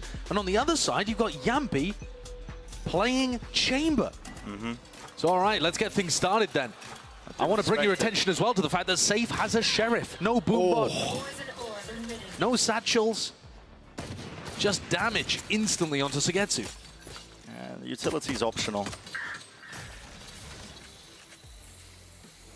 Here we go, Snakebite to try and stop this one. I mean, already that exchange of damage. I didn't even realize Zipan's got a Sheriff on the other side as well. Yeah. Both of the Raze players just bringing the Sheriff on the pistol. It's, yeah. We're in for a silly game, I think. We're in for a silly game. Get ready. That's what I was hoping for from Group D. Yeah. Just silliness. Here we go. It's very slow, but well, they get themselves up onto those angles, and only one opportunity granted to Save. He's quick to capitalize. Here's a nade into elbow, flash into the back, it clears. All that space gives them peace of mind, but they second guess themselves. In through the TP, all that space being gathered. Nats catches the lurk and the rotations, because guess what? It was Yampi gaining all that space through showers while all that was happening. He's going to be pushed up. New bind makes it easier to clear this position. Oh, he needs some help though. Goes 1 for 1. No trade in sight there, Angel. Still alive and kicking, isn't he? But only with a classic. It's a 2v4, gains the upgrade. One smoke left. Can remove one of the angles. Trying to follow the tracers. Landing a few shots here. We'll need a real miracle chance here. Doubled up into Lamps, and yet from behind the timing, unfortunate for him, but all really just laid out here for Team Liquid to take this pistol round. To get to, so much to do, not enough time. Almost with the shots. Decent effort. And Team Liquid pick up the 3rd out of 3 pistol rounds in this series. They've got to be kicking themselves for the way the Fracture went, being in a position to win the game. But they've started out on the right foot to right their wrongs here. I'm so intrigued as to how this NAVI composition is going to function on the defense side. There'll be fumes coming out of your head by the end of the map. Yeah, well, already we saw CNET going for the push through the teleporter, right? And Nats took him down execution style, just pushed up real deep on sand. So that's something that CNET's going to have to be wary of in the future. Wouldn't be surprised to see Angel just taking fights constantly over towards Showers too, knowing him. He loves it. He absolutely loves it. Plenty of firepower on either side, though. Flash actually landed top into the corner, and as the recall star was dropped down, it opened up the sightline. Just as the pistol round opened, this round the other way. Both raises taking those duels, Sheriff in hand, Zipan wins this time. NAVI have 4 players over towards B. They're going to try and re-explore B long and make sure that Team Liquid are not grouped up over towards there. Liquid would love to try and respond reactively into A off the back of that, but they can't. Not grouped up, no spike in hand. Yampi just continues to take Showers control slowly as Angel hoovers up the ultimate orbs around the map. CNET though, look at him. Left to right, doesn't know which way to look. And Yampi. This is like a Sheriff-only game. I know, it certainly feels like it. There it is again. Towards the back of the site, and yet back up from the rest of his team. Shots sailing through into the back of the A site. That'll be open area for them to be able to plant, so only up to Sugetsu. At this point, it's wrapped up. Should be a very flourishing bonus round in the next for Team Liquid. Yeah, one well, they'll have tons of things online. I mean, especially if Yampi goes in hunts right now, there's a possibility that he might even be able to get a Tour de Force active. Yeah, he should be the one hunting. NAVI, with Sugetsu alive, command still quite a bit of respect. You know, Sugetsu was popping heads in the previous with only the Sheriff that he'd managed to scavenge. And Team Liquid playing with a lot of that discipline that they said they were trying to bring into Champions here. Yeah. Oh, and the grab well. Locking him in place, vulnerable up. I'm thinking with this one, Yampi hits it. So that's great. A really big ultimate to start building up towards. And Yampi's put a serious focus on taking Showers control. It might not be at the very start of the round, but that's certainly the area of the map that he's going to be contesting. And I think you should anticipate fights happening around that area. NAVI have players that are going to love to try and contest early. We've seen Zipan fighting over towards B. Sinez on Neon, he's got to want to take early engagements. And Angel, you couldn't keep him out of a first duel. He throws himself in willingly. Yeah. Now, Yampi's not buying a weapon here, which is really bizarre, and neither's Redgar. Yeah, I'm saving fully, really. I mean, that's so much money in the bank. I'm not too sure what the game plan is. Maybe attack side operator. I think Sugetsu just headbutted that Viper orb to try and deny Nats' setup. Toxin screen down. Counterplays on counterplays here, and yeah, it looks like it. It's a bit too deep down into the choke. Deep flash, smoke, instantly placed down. That orb does allow Sugetsu to just hold this position. And yeah, towards the back there. Rattling off the Sheriff shots, not favored for it. Zipan so far looking like he's crispy, apart from the first death that he got in round 1. Otherwise, he's been good for it. Aim's on point. Form not an issue. Team Liquid feeling a tad lost in this one. I mean, 40 seconds remaining. They don't really have any semblance of map control. Only now starting to clear towards it. And guess what? Angel's here. Slide off angle. Lovely movement from Soulcast, though. He responds. That is the trade. Shao needs help. Zepan's going to be booking his way over as quickly as he can. He does towards the back, but he's given plenty of timing. There was a large window there. Only the Trailblazer. No one pushing up off of this. It's only the players, and he's timing it. Booked his way around into the center of the tube, and that's running forwards there. Up and over. Zipan not aware of it. Dropping down now. That's the plan. It wasn't covered. And well, I'll put a stop to it, won't it? Great play by NAVI. Excellent work there by Xiao. Just moving his way around the box. Dodging the Trailblazer from the other side. And take a look at this opener from Zipan too. Oh, just catches Yampi as he was trying to escape. And all of those opening kills go in the way of NAVI. secures them a nice advantage. So 2 players didn't buy in that round from Team Liquid on their bonus, where they could have, in theory, because they had like 5,400 credits, something like that. So you know that they're saving up for an operator. Yampy picks it up. He's 1 away from having Tour de Force online anyway, but he wants to try and fight this down short. The real battle for map control, though, we're watching here at Showers. Scurrying all the way forwards, using the util to make sure they can set themselves up onto that line. It looks a NAVI little having lost to give it up. From NAVI here, actually. Yeah, they are really grouped and now just, again, guessing. Yeah, 3 players just on top of each other in backside A. No map control at all, and they're just trying to play full A retake. What sound cues are they going off? I mean, there was a couple of recalled stars over towards B, and they're leaving it. They know there's nobody down B long. I mean, this is a gamble and a half to think that it would be a full 5-person B hit through hookah. Another flash committed as well on the other side of the map. That should give them, again, no indicator, no sound cues. So they choose to commit elsewhere, so get to finally catching the shoulder of Safe. This is so much responsibility and pressure to put on Sugetsu's shoulders. But he's out of there. Gives it up, doesn't play towards the back of the site. It's a bizarre round, but they have both duelists flanking through Market.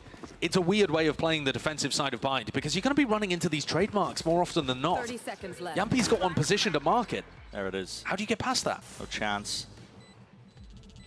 Have to break it, but they're waiting to see if somebody will just walk into that sight line. It gets triggered. Nats now aware. Repositions all towards the back here. Orbital strike clearing out Lamp. Stun is clean, but here it is. Util flying backwards and forwards. Yampy cut close to the corner here, and it's all up to Nats. He's playing his lineups. His whole team has just fell down. Not a chance of holding it. Pushed off the defuse though, but half gained onto it. Maybe a chance, a possibility. 56 health left. No, the face is there with confidence. And the rifles, it's all done. Evened up now to 2-2. I certainly had doubts about the way that Navi was playing the defensive side there, but the retake was sublime. Angel found a spot to be able to use his Brim ult, and they supported the double duelist coming through short exactly as the rest of the team were retaking back through, you know, Spawn and Heaven. The coordination on this was exemplary. Redguard taken down in a spot where nobody was able to really support him, and Yampy's operator is just way out of position, stuck in on site there. Doesn't have the maneuverability that he would if he had a rifle in hand. Yampy's going to have a tour de force online this time. Hunt up from the previous rounds. It feels like a premium is being put on the attacking side for Team Liquid of Showers control. They want this area of the map. Now, CNED with the Opping Neon on Bind, I think is just going to be running between his current position and Heaven, depending on what he hears around the map. So strange, isn't it? Trailblazer, that was used towards B long as well, cleared it out and did spot Safe. Was holding there, earned his showstopper up. It feels like Team Liquid are setting up for potentially a bursty play. With Redguard being an extremely late lurk kind of option. Redguard, though, open angles. He still doesn't have any stars available for this. Sugetsu is close to the corner, damage done through the box, and this is it, the off angle. Sugetsu! Of course he doesn't.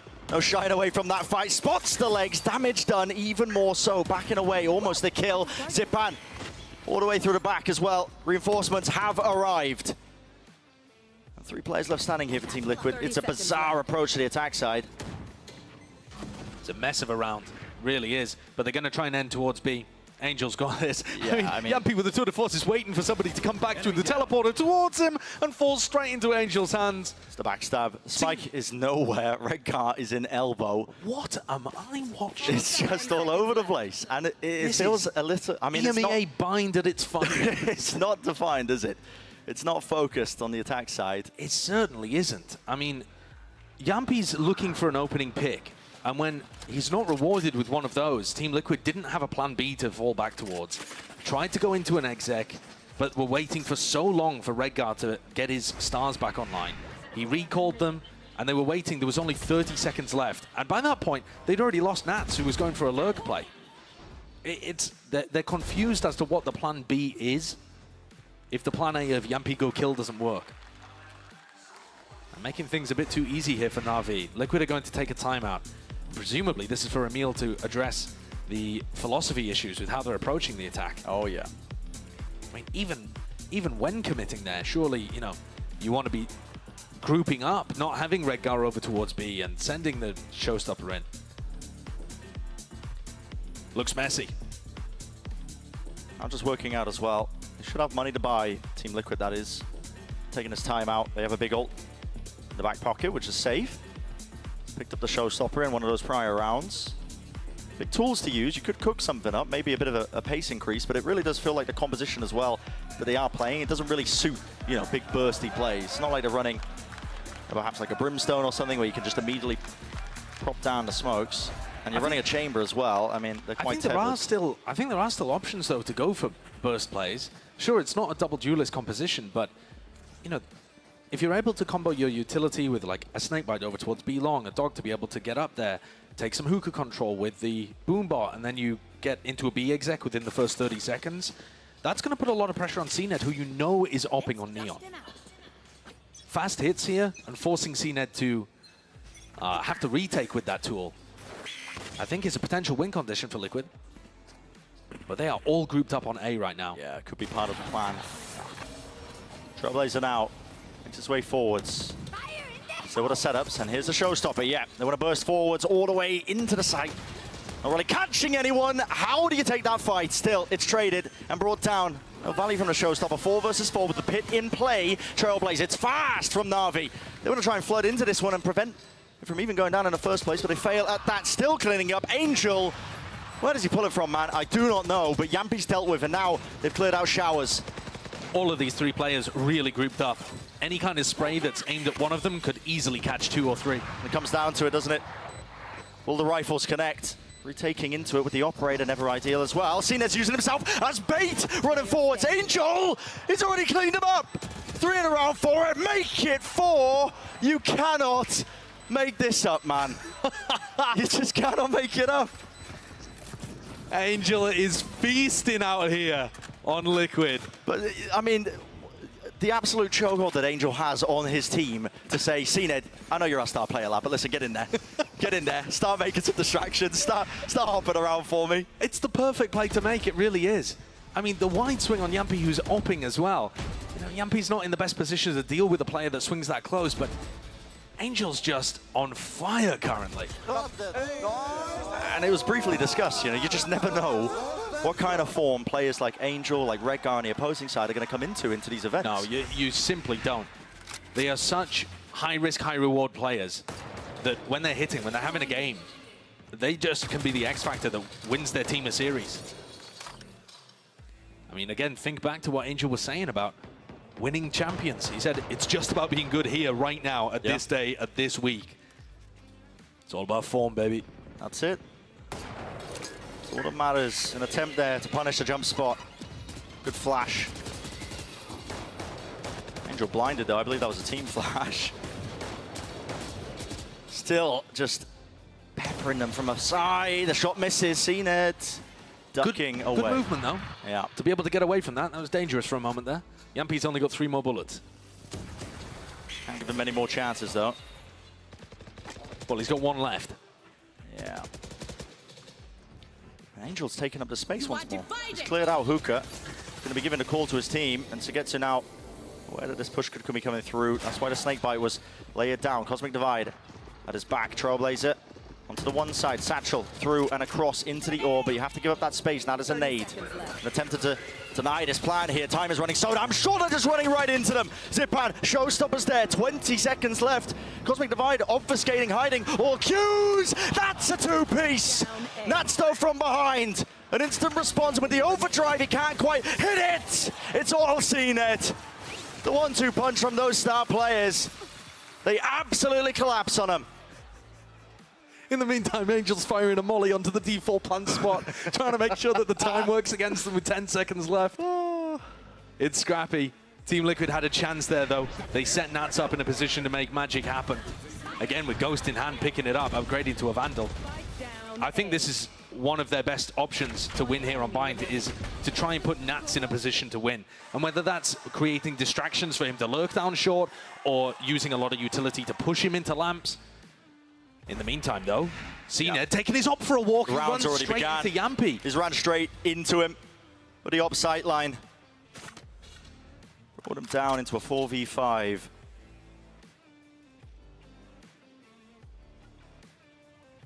Proactive is the call here. Flash play out of the smoke. Xiao's holding it. Angel close. Angel, Redgar, staring at each other. Sees it. Oh, Redgar doesn't win it! I mean, again, Angel is just on fire today. You can't stop him. And things quiet back down.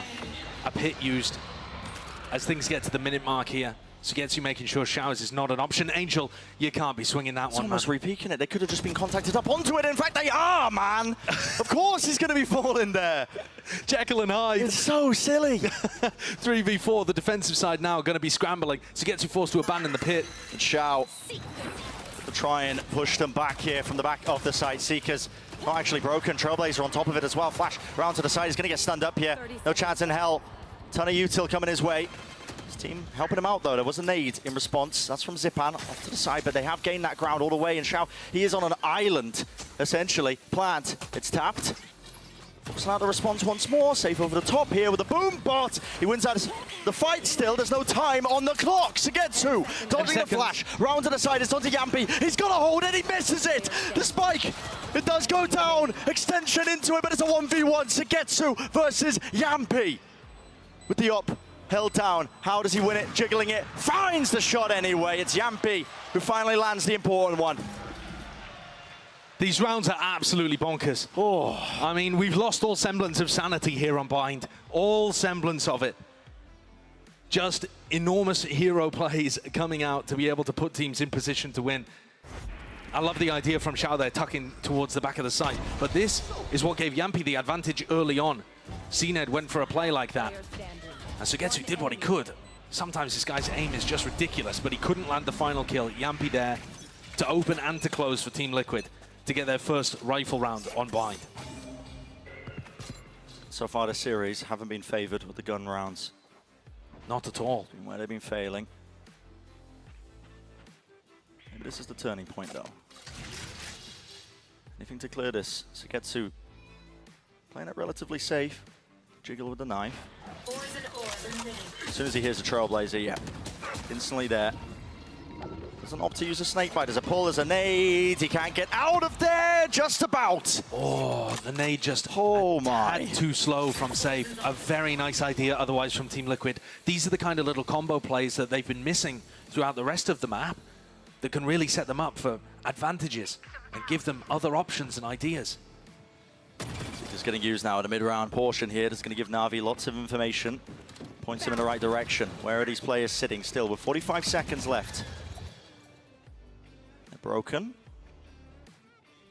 Stacking 3 players on B. I mean, it's slow to crawl. The spike is not over here. The spike is going towards short. It again seems a little uncoordinated from Team Liquid. I don't know what the end goal is here. Do they have to go through the teleporter? I don't know, man. They must. Yeah, they do. They don't actually have Showers control while this is happening as well. They're going to have to clear that one themselves. Now they're starting to move forwards onto the site, but there's only, again, 17 seconds left. Plenty of opportunities to try and deny. Still, it's safe. Showstopper there. Ducking and juking away from it here, giving all that space up. 4v5 with the pit layer down. This one should be a slam dunk for Team Liquid, but should be, doesn't really play a part in this series so far. Sugetsu's still looking for a lurk player all the way through B. He's very far away from being able to help in this retake. So I don't think Navi are going to be contesting this one too heavily, just spamming into the pit and seeing if they can get rewarded with a freebie. Praying, and well rewarded.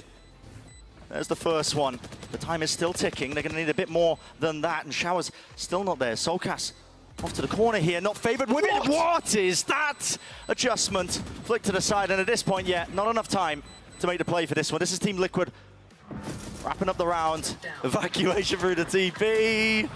In a match here, bodies falling all over the bloody place. That's a really nice idea for Sugetsu. I thought he was looking to try and collect a potential lurk play through B, but he's just attempting to play exits. They know that Team Liquid's economy is not in a particularly strong spot. You see there that Yampi's got a lot of money, but the rest of the team are feeling the pinch a little. What was this? That's a nasty flick. Solkas will just occasionally, every now and then, pull out a shot that makes you realize he's got some talent there. Yeah. Team Liquid are going to be able to scrape together a buy, though, despite the fact that Na'Vi got a few exits. And a tactical timeout being called by Doom Bros. They used a lot of their Sky utility very early on in that round. Trailblazer was used at the 120 mark. They have about 50 seconds used Seekers and I believe their final flash to get information. And they knew that the hit was coming towards A. Angel was in a position to potentially drop a planter that was scurrying into the site with only about 20 seconds left. Just couldn't land the shot and didn't have enough people there. But Angel's been calling really reactive, heavy stacks towards one site or another. They're trying to be extremely mobile with their defensive rotations. Yeah. But it lends a scattered feel to the map, where both teams are always in transit. Yeah, it doesn't really feel purposeful on either side with the setups. I mean, understandable, I guess, you know. Players like Angel have talked about the amount of preparation they've had coming into this event. Hasn't been much. It's been non-stop for Na'Vi. Yeah. Out of all the teams here. They said they've had 4 days since LCQ, so no time to experiment with different compositions. Which is probably why we're seeing... Unless you're in the finals of LCQ. The grand finals coming out here. Well, new beginning here, round 10.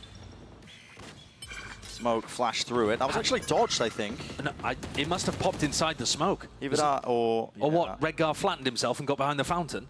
Maybe it popped up I thought he used the recoil star, but I could be wrong. Could have done. No, he's got 4 on the map. It's impossible. Yeah, there you go. He would have had to break the game. Get old Astra in. No. Yeah, so that flash giving pretty bad information there, but same Both case sides. over at this side. Yeah, both sides. Now the recall star, though, I think is trying to aim for very specific information, see if someone's tucked in the corner. I would have to play off of it, though. No, both teams just poking and prodding for the first 50 seconds of the round.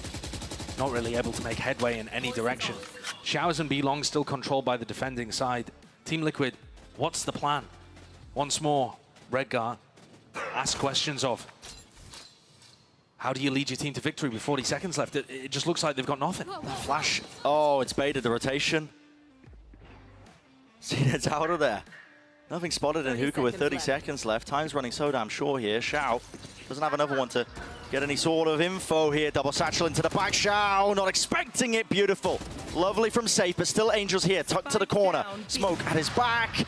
Tries to go for a second peek of it, but Yambi shuts that one all the way down. Seconds to spare with the plan going down. Still that player advantage. Here for Liquid. Spam. Through the box, Yampi. Chunked down. Just 50 health, but all he needs to do is land the shot, but it goes wide. Everybody getting out of there, playing off the side. Onto the long angle here. Na'Vi now. Into the side itself. There's a pull. Onto the smoke. Nade as well for the first layers of this one. Waves of the utility, but it might start to get rough here. Tap onto it, trying to force it out. Heal online as well. Is this the time for it? Seems like Sugetsu's already taken up that space. Backing away safe. A wide swing, but he's traded and brought down. Nevertheless, half on the defuse. Time has been bought, but it's up to CNED, and he cannot land the shots. It was all over the place. Panicky. But a nice post-plan positioning there from Team Liquid to make sure that that one was secured. A little fake flash as well from Soulcast. Helped Safe get positioning back into Hookah and win that duel. Ended up being incredibly important. I'm not confident in terms of the way that Team Liquid ended up approaching the site. They didn't know what threats were in Hookah. Angel wasn't cleared over towards Long. But once they actually got there, the fake utility being thrown onto A had pulled 3 of the players and allowed them to hit a soft B site. Let's play. Both of these teams in the first halves of these maps could not find the difference between them. Op for op, tour de force. Will it make a difference? The angle opens it up. It's Yampi to capitalize. Throws down his trademark as well, which makes it very difficult for Zipan to try and recontest this area, only with a Guardian. So 2 and 2, the defense spreads.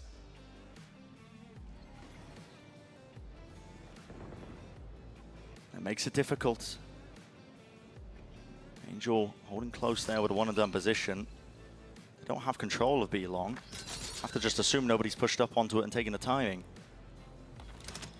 These are the spots in the round where you feel like Angel gets excited to go and grab some information, see if he can take a fight. He's positioned really far forwards over towards Hookah. Here's the boombot coming towards him. mouth salivating perhaps, but everybody on Team Liquid going over towards short. Yeah. It has pulled the rotation though. Redgar's doing one thing very, very well, and it's throwing fake utility on the opposite site. That's what created a weak B site in round 10, and they've done it again here creating weaknesses on A. Yeah, cracked open the timing for it. Good orbital strike though. That's going to split up this push to the A side here. Safe alone onto the angle, but still with that tour de force in the hands of Yampi. Is watching it all the way from Shower. Sugetsu close to the corner. Angel brought down. Beautiful. I love that adjustment. Bit of spam just trying to bait out the shots here. Leaving it just down to Shao. Can't do a lot there. Really clean. Clean stuff in round 11 from Liquid.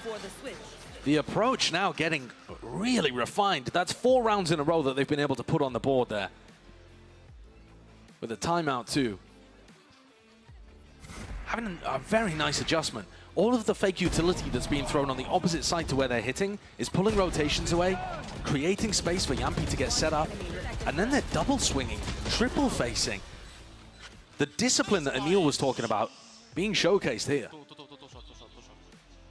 We're back into the round already. Flash deep through. That's just spam into it.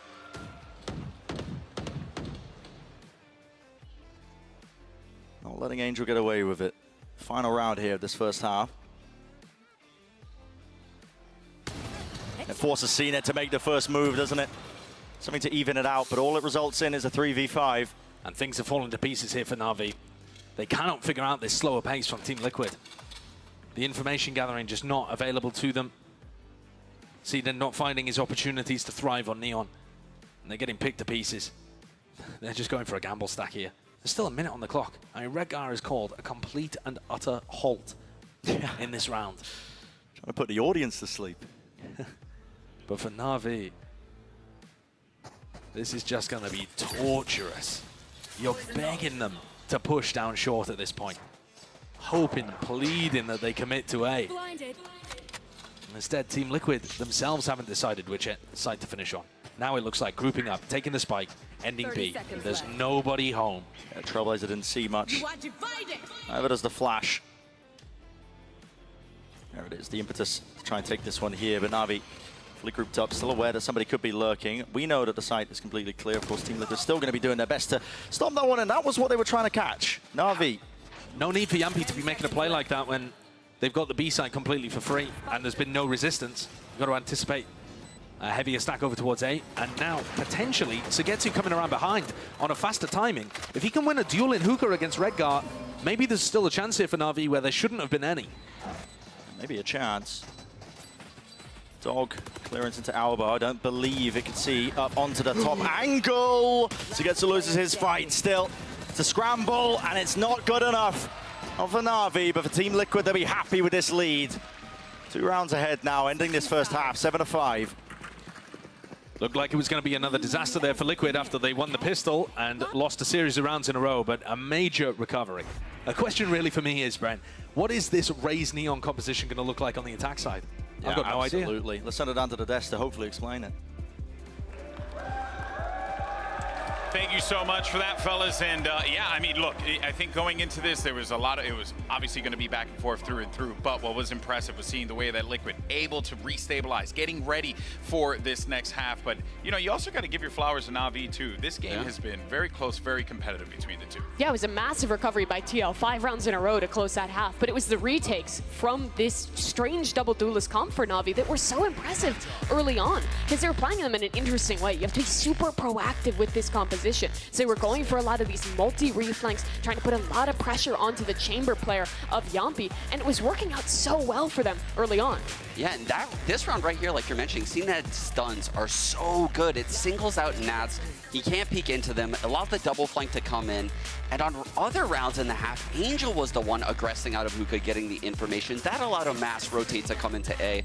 I was super impressed with how proactive Na'Vi was throughout, you know, the middle parts of this first half. But once Liquid solved them, once they got their feet under them and started to understand how this comp was playing, man, they were lights out from that moment on. And this really was the story of the IGLs. I think it started off with Angel calling these great retakes that they kept on winning. And it was also him performing so well, but it was Redguard turning down that pace, playing these super slow mid rounds, letting that clock dwindle to 20 seconds or something like that pretty much every time. Yeah, the pace was nuts. Yeah, and investing really good fake utility on the other side in every one of those rounds meant that NAVI didn't know what to do, despite having this comp that's so good for fast defensive rotation with that Neon. It never felt like they were able to be in the right place. Yeah, I respect the idea from Redguard to slow things down because they didn't really have the stall potential there on NAVI running this double duelist comp, and they kind of relied on CNET to rotate around and have stuns ready for the site hits, and Liquid ended up solving that later on, like I said, and they were playing those rounds so well.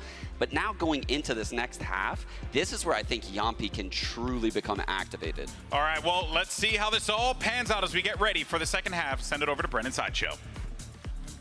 Thank you very much, GB. Yeah, how will this one pan out? It's been quite streaky, as the desk have been noting. The adjustments were there from Team Liquid, getting their 5 rounds in a row to make it 7-5, and yeah, couldn't escape it. Couldn't escape it, John. But caused by a player. That's always a good sign. I mean, 5 in a row on one side and 5 in a row on the other speaks to adjustments and the ability to be able to find an answer and then not really continue to evolve from the way that Navi were playing, I think. But I would expect the tempo to be very different on this side. Navi are usually a slower paced team out of all of the teams that we have here. But in terms of the composition that they're currently using, the Neon Rays should be finding opportunities to explode into sites. You should be able to find moments for Angel to call these fast pops after they gain some level of map control. In theory, yeah, the tools are there. Always a fan if CNED and Zipan are the ones leading the charge here for them, but yeah, see if they can handle it. Yampi has a shorty and 2 bullets in his headhunter. Yeah, 2 bullets left. Standing, it's just pure contact plays. Skip and hopping towards the side, getting back to safety. Meanwhile, push from CNED close and personal here. It's Yampi. He's baiting it with the headhunter. Fired off one of his shots and he still doesn't win it out. Oh, that's a ridiculous shot to hit from CNED. It's a great idea from Yampi there. He played that situation perfectly, and the whole of Team Liquid's aggression into sand pulls people into Yampi for him to make the play and get the kill. But it's equalized at 4v4. Yeah, 4v4, and they don't have control of showers. So Trailblazer got all of that just to clear that space out and regain it, but it has granted a ton of time here for Team Liquid. They've already got the entirety of their team towards the back of the side. If this is red, if they try and take a bit of a TP pivot, could be brutal for them. They just choose to take the timing anyway into the back of the site. Fights are taken. Not even that much util really to supplement it. They win them out. Liquid chose to try and get a retake happening there before the spike had even been ferried down short. Trying to push off the back of the Trailblazer. Solcast left with 6 health. An impossibility here, I think, for him. And Navi looking down the end of their first pistol round of this match. First pistol round of champions for Navi to collect. Big news for them, get the ball rolling. It's been such a major issue for them this year. I think they only win something like 44% of their pistols. Yeah, it's kind of egregious. Just off the top of my head, they're not a team that's been able to get good starts into maps very often. Util, it is all over the place. Nice little finish there to the pistol, but yeah, inevitable for Navi. So 6-7. Like I said, get the ball rolling now. Economy flourishing. We'll see what kind of buy they opt into. Classic FPX buy. I can see it, you guys can't. Spoilers, but yeah, 2 ghosts, 3 rifles. And speaking of the ghost, I mean, what a shot that is. If CNED's able to start entrying effectively, and remember, he wasn't really given a chance on the first map that we saw. He's playing Killjoy on Fracture. So if he's able to get rolling and find those picks for his team, that could make the difference for Navi. Liquid though making a gambit down short. Flash connects, gives some info, but not solid info. It's not concrete. I don't know how many players are sat waiting there. It is a crossfire though. How much can Sagetsu really do here? When does the fight get taken? Safe, nade, rebounding, almost a hard read in terms of it. Flash over to the side here. Shao is out in the open, and that's a rifle. Drop down to the floor. That's one that Team Liquid are going to be able to recover very quickly, and they pass it immediately to Nats. who has been their best player, I think, in terms of his performance in this match. Yampy doesn't have any contact just yet off his trademark that's in hookah. So Navi's kind of fake noise and pressure in that area doesn't really net them too much. Team Liquid can still keep 3 players A. They got the read again. We've got Nats taking that contact with the rifle. He was holding the higher position, the higher swing. He wants to have another go of it, and of course, he is feeling it! Nats breaks them down. What a player to pick up the hero rifle. He's just been immaculate today. Every fight he takes is magic, pouring from his fingertips. Angel's going to give it another go. Distraction from safe to set up Nats, who's ready to swing again. This round has gone to pot. Yeah. Na'Vi, they could not find a pistol round win at all. Finally get one here in the second half of the second map, and it's taken away from them. The rug pulled out from underneath them instantly. I love the proactivity from Team Liquid, though, at the beginning of this to set it up. I think the call in the middle there to rebound the nade, it's a common position that Viper players like to play. Yeah, and they're just trying to play a slow default. And I Good mean, chance of getting value, and they did. This time catches Shao, right? Yeah. He's just playing in that spot, trying to stop some short pressure. But the problem with playing on top of that cubby is that, I mean, if you want to swing, you have to drop, so you're inaccurate. And then also, you're kind of stuck if people use utility like that, separated from the rest of the squad. So, not particularly a fan of the positioning, and Team Liquid punished really well. All of the momentum in Team Liquid's hands now. No investment still from Yampy, of course, probably saving for the operator here. Flash with the connection. Information for Soulcast. That's the nade going, flying straight into them, hoping to take that clean fight, but well, Soulcast. Beautiful strafing. Zipan was on fire at the start of this map. It felt like he could do no wrong in terms of the first fight, apart from that very beginning on the pistol, but he's cooled off quite a lot while Team Liquid were on their heater. And here, being set up for a duel, and Soulcast comes out on top. Those are the kind of fights that NAVI are looking for.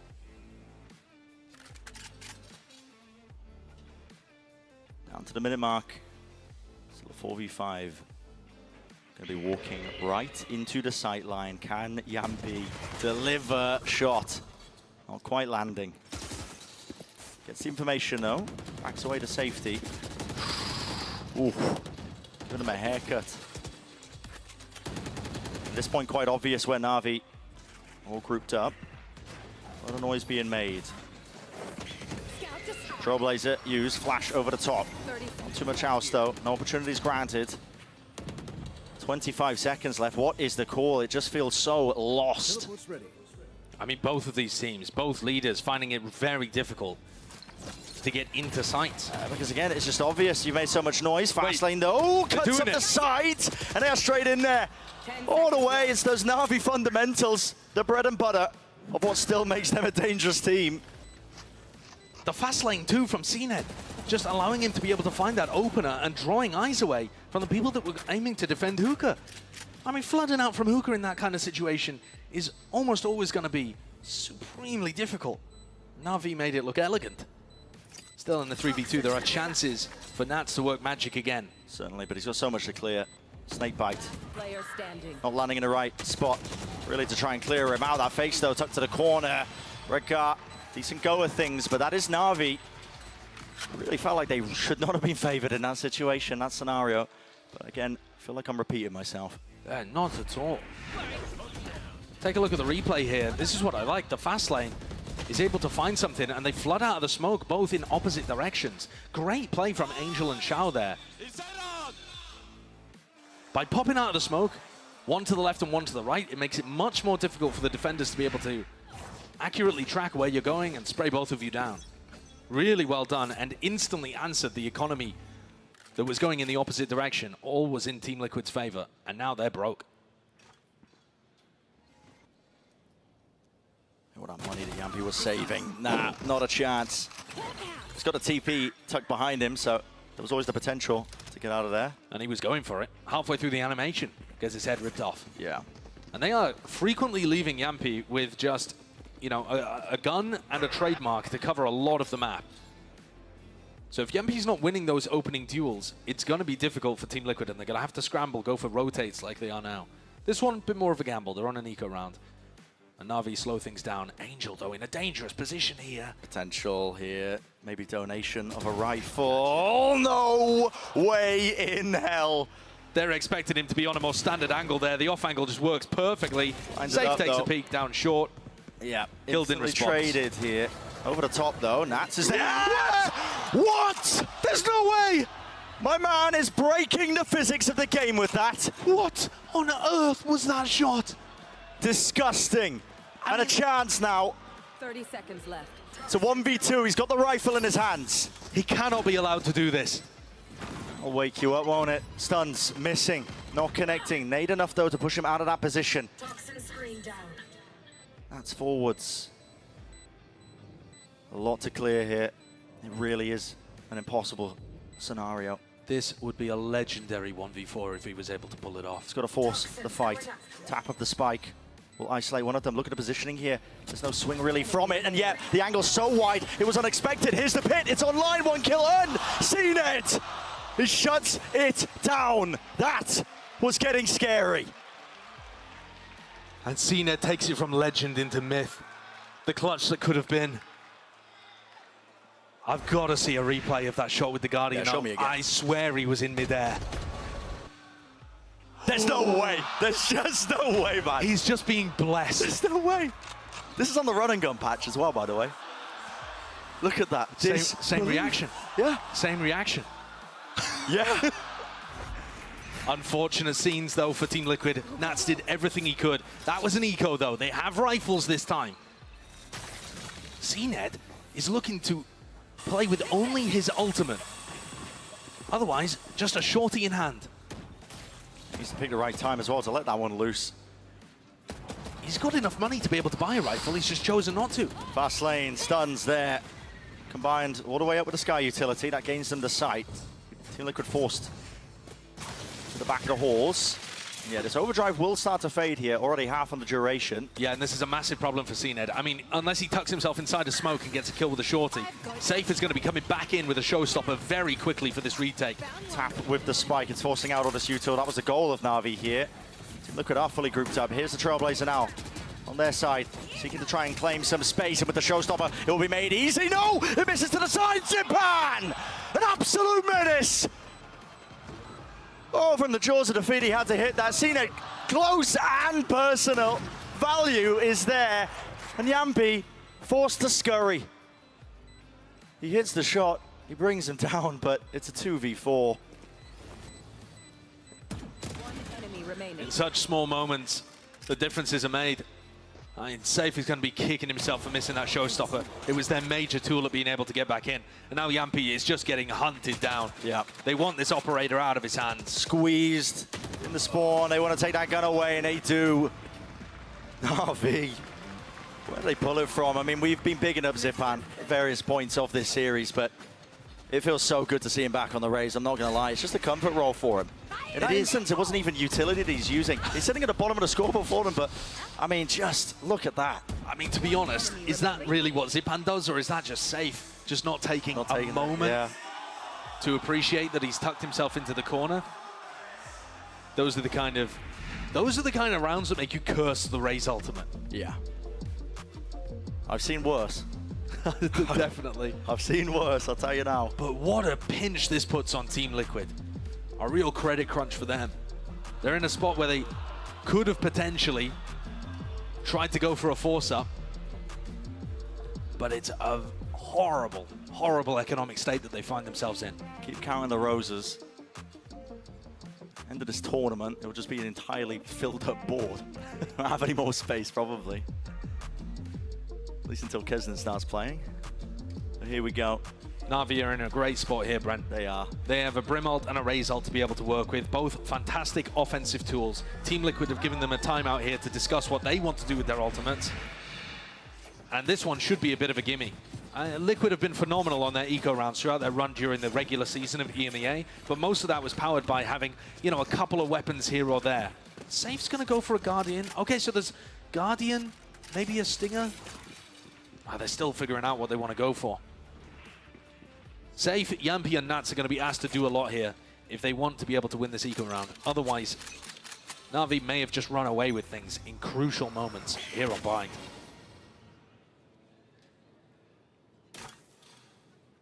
No tag with the flash. That's still there. Fast lane's used. Cause him to use that snakebite. The pull is really quite nice and damage enough for the kill. There is that follow-up though. Seen it all the way through into the site there. Save. Reactions, flicks and adjustments. Opening wide. Orbital strike. It is a scramble and it is messy. Safe's doing it though. He's finally taken down. Absolutely. He's made it just that much more winnable. Still Sugetsu. He's left it into that 1v2. Spike. It is in his hands. Doesn't have the hard job of retrieving it now, but my God. Messy beginning for Na'Vi. Team Liquid, another lifeline, another chance. Player advantage, guns aplenty. They can pick it up and gain those upgrades. Sugetsu is going to have to put on a masterclass in terms of how he plays this. But he did hear both of them going through the teleporter, so he knows that spawn is safe. Gives him info. Flash to the back. Does he take the timing? The flash didn't lock on. He hears the jump out. It fades away. Force it to the 1v1. And Sugetsu with the breakthrough. He shouldn't have been asked to do it. Na'Vi put themselves in a difficult position, but he's always good for it. Sugetsu with 2 incredibly clean kills there towards the end, and a masterful decision to push through the smoke based on the drop. That audio cue gave him everything. Phenomenal crosshair placement. And look at that heartbreak on Emil's face. Na'Vi get up to 10. More difficult than I expected, but 2-round lead with ults in play. It's theirs to lose at this point. Yampi. Oh my. Your TP is stuck there, son. There's no getting out of that spot. Still, Showstopper getting the pull. Latching away and pushing them all the way back here, Zipan. Not much left with the fuse. Threading the needle with it, and still coverage is there from the rest of his team. They do not have showers control. No, Yampi's still there, seeking to try and pivot. Break away here, safe. He's holding down the angle, locking down the line of sight, bringing down 2. Eventually going down, but maybe he's done enough. It's 3 versus 3. And they were delayed getting into B here, so there might still be some doubts in Navi's head. No, instead, Shao connects with the rest of his squad. It's Solcas in a position to potentially make the difference here. Hit on lineup, used right into the spawn, cuts it up. And Solcas doesn't go for the play. Just holds passively onto elbow, waiting for the rest of his squad. Perhaps a hero move may have been needed in that kind of position. A retake into a pit is going to be so difficult, especially with Yampi's op. Just how do you win it out? Almost impossible, but Right the flash is really good. It pushes them deeper into the pit, gets them onto the angles. Has to be the push back in to re-clear! Sugetsu again! What is that adjustment? Stray bullet finding it, and Solcas last alive. Not for much longer, 11-8. Solcas has just been a monster in these last couple of rounds. We saw 5 rounds in a row from Na'Vi in the first quarter, answered by 5 in a row from Liquid to keep things somewhat even heading into the halftime. Now another 5 in a row from Na'Vi as they put the squeeze in this attack. Oh, God!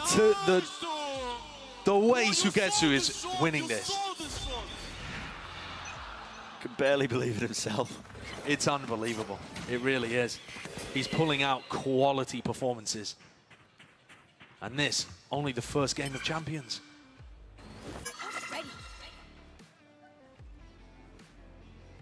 Safe's been a bit of a hero, though, for Team Liquid. He's made these rounds winnable when otherwise they may not have been. And now he has his Showstopper online. Miles away from the action, though, as Na'Vi look like they want to be taking Show's control and potentially pivoting into an A split. Flash is the nice. now grouping up. Yeah. No, the Showers is occupied. Taking a fight anyway. Angel. Again, classic play. Redgar. The timing. Plenty of moments here. That is fantastic. Taking his time with it.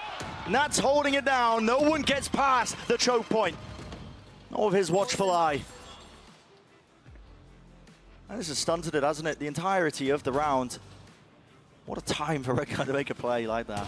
Enemy remaining. The timing could not have been more perfect. And the one tap, delightfully accurate there to take out the hero. What can Zipan do? Not much. 26 health. No real time. Spike out in the open. All Team Liquid need to do is face it together.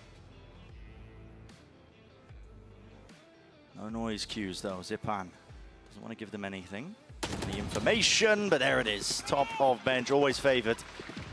I need a stop. And Safe not even required to use the showstopper. And both of the IGLs having major performances in that round, but Redguard just doing one better. Angel swings out and gets the opener, and Redguard timing on the Trailblazer. Knows exactly where to pre-aim to get showered, despite it being through a smoke. Nice! Nice, Egan! Massive plays. That was what was necessary. Forces Navi to take the timeout. Things now getting very tense. The decider, if we do end up going there, is Split. A map where I really feel, again, there are chances for either team to be able to win. You were saying earlier, every time these teams have faced, it's been decided by the slimmest of margins. Oh, yeah. So one big play, one moment, one shutdown of a clutch, a hero play like that from Redguard, an individual hidden form, these can all make enormous differences to the outcome of a match like this. It's Navi's timeout, but Team Liquid still need to dig deep. They're 2 rounds behind, and they've only just broken that streak. Been fully almost on the attack side here for Navi. Brunt of all the rounds that they've been gathering up. Interesting time for the timeout as well. I mean, like you said, it does offer Team Liquid a chance to talk about how they might come back into this one when they've got ults of their own. And you've also got to think, is that replicable? The way that Team Liquid won that defensive round? Is Redguard going to be able to make a play through a smoke every time and timing a Trailblazer? Not really. No. Can you find other ways of being able to stop them? Have you noticed a theme to what Navi are doing? If that's the case, we still may have plenty more to play with Bind. Slimy drop down at the feet, gets them on the faster line towards Showers. Either side again, just hunting for that information. They did set Yampy up though. And Safe. Close to taking contact here. He can take a very thin line and fall off because he's still got the trademark there. But it looks like he wants to actually fight.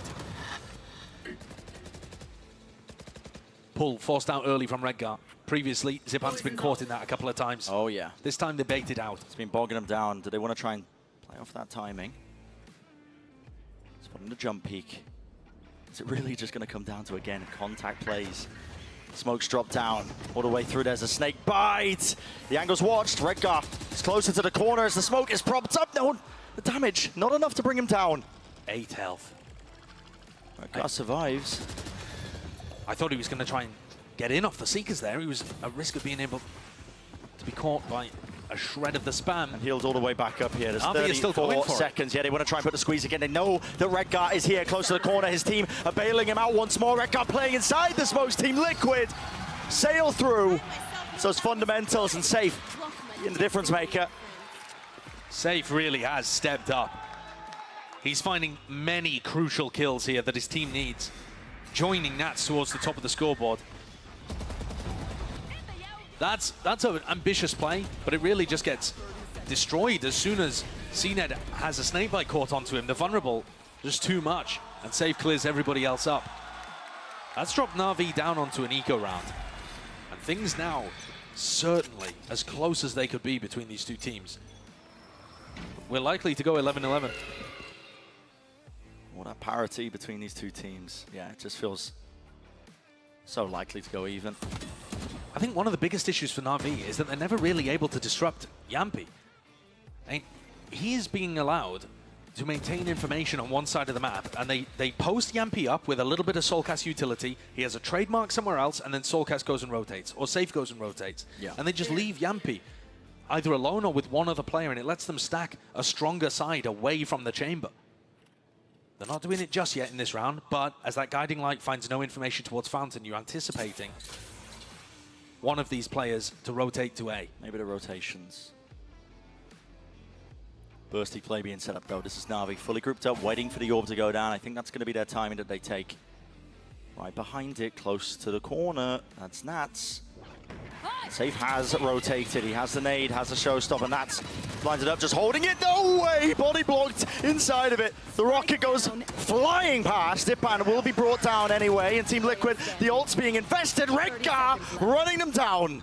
It's up to Angel. Doesn't have it in him. Doesn't have the rifle. What an investment by Na'Vi into a round where they really just didn't have the economical advantage. I'm surprised that they went for it. They still have some way of being able to, you know, win this as it gets later. But I am surprised that they committed that Brim ult. I mean, is that a 2v4 at the point in which it actually gets invested? A bit bold from Angel.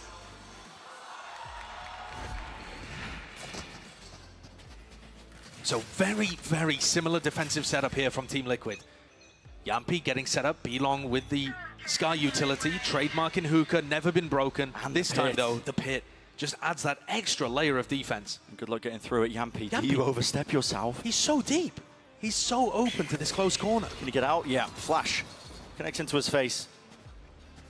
It's bold. Who was close enough to the corner, he could get out. He's testing the limits, though, isn't he? Oh, yeah. Doesn't get punished this time, though, and keeps that trademark up.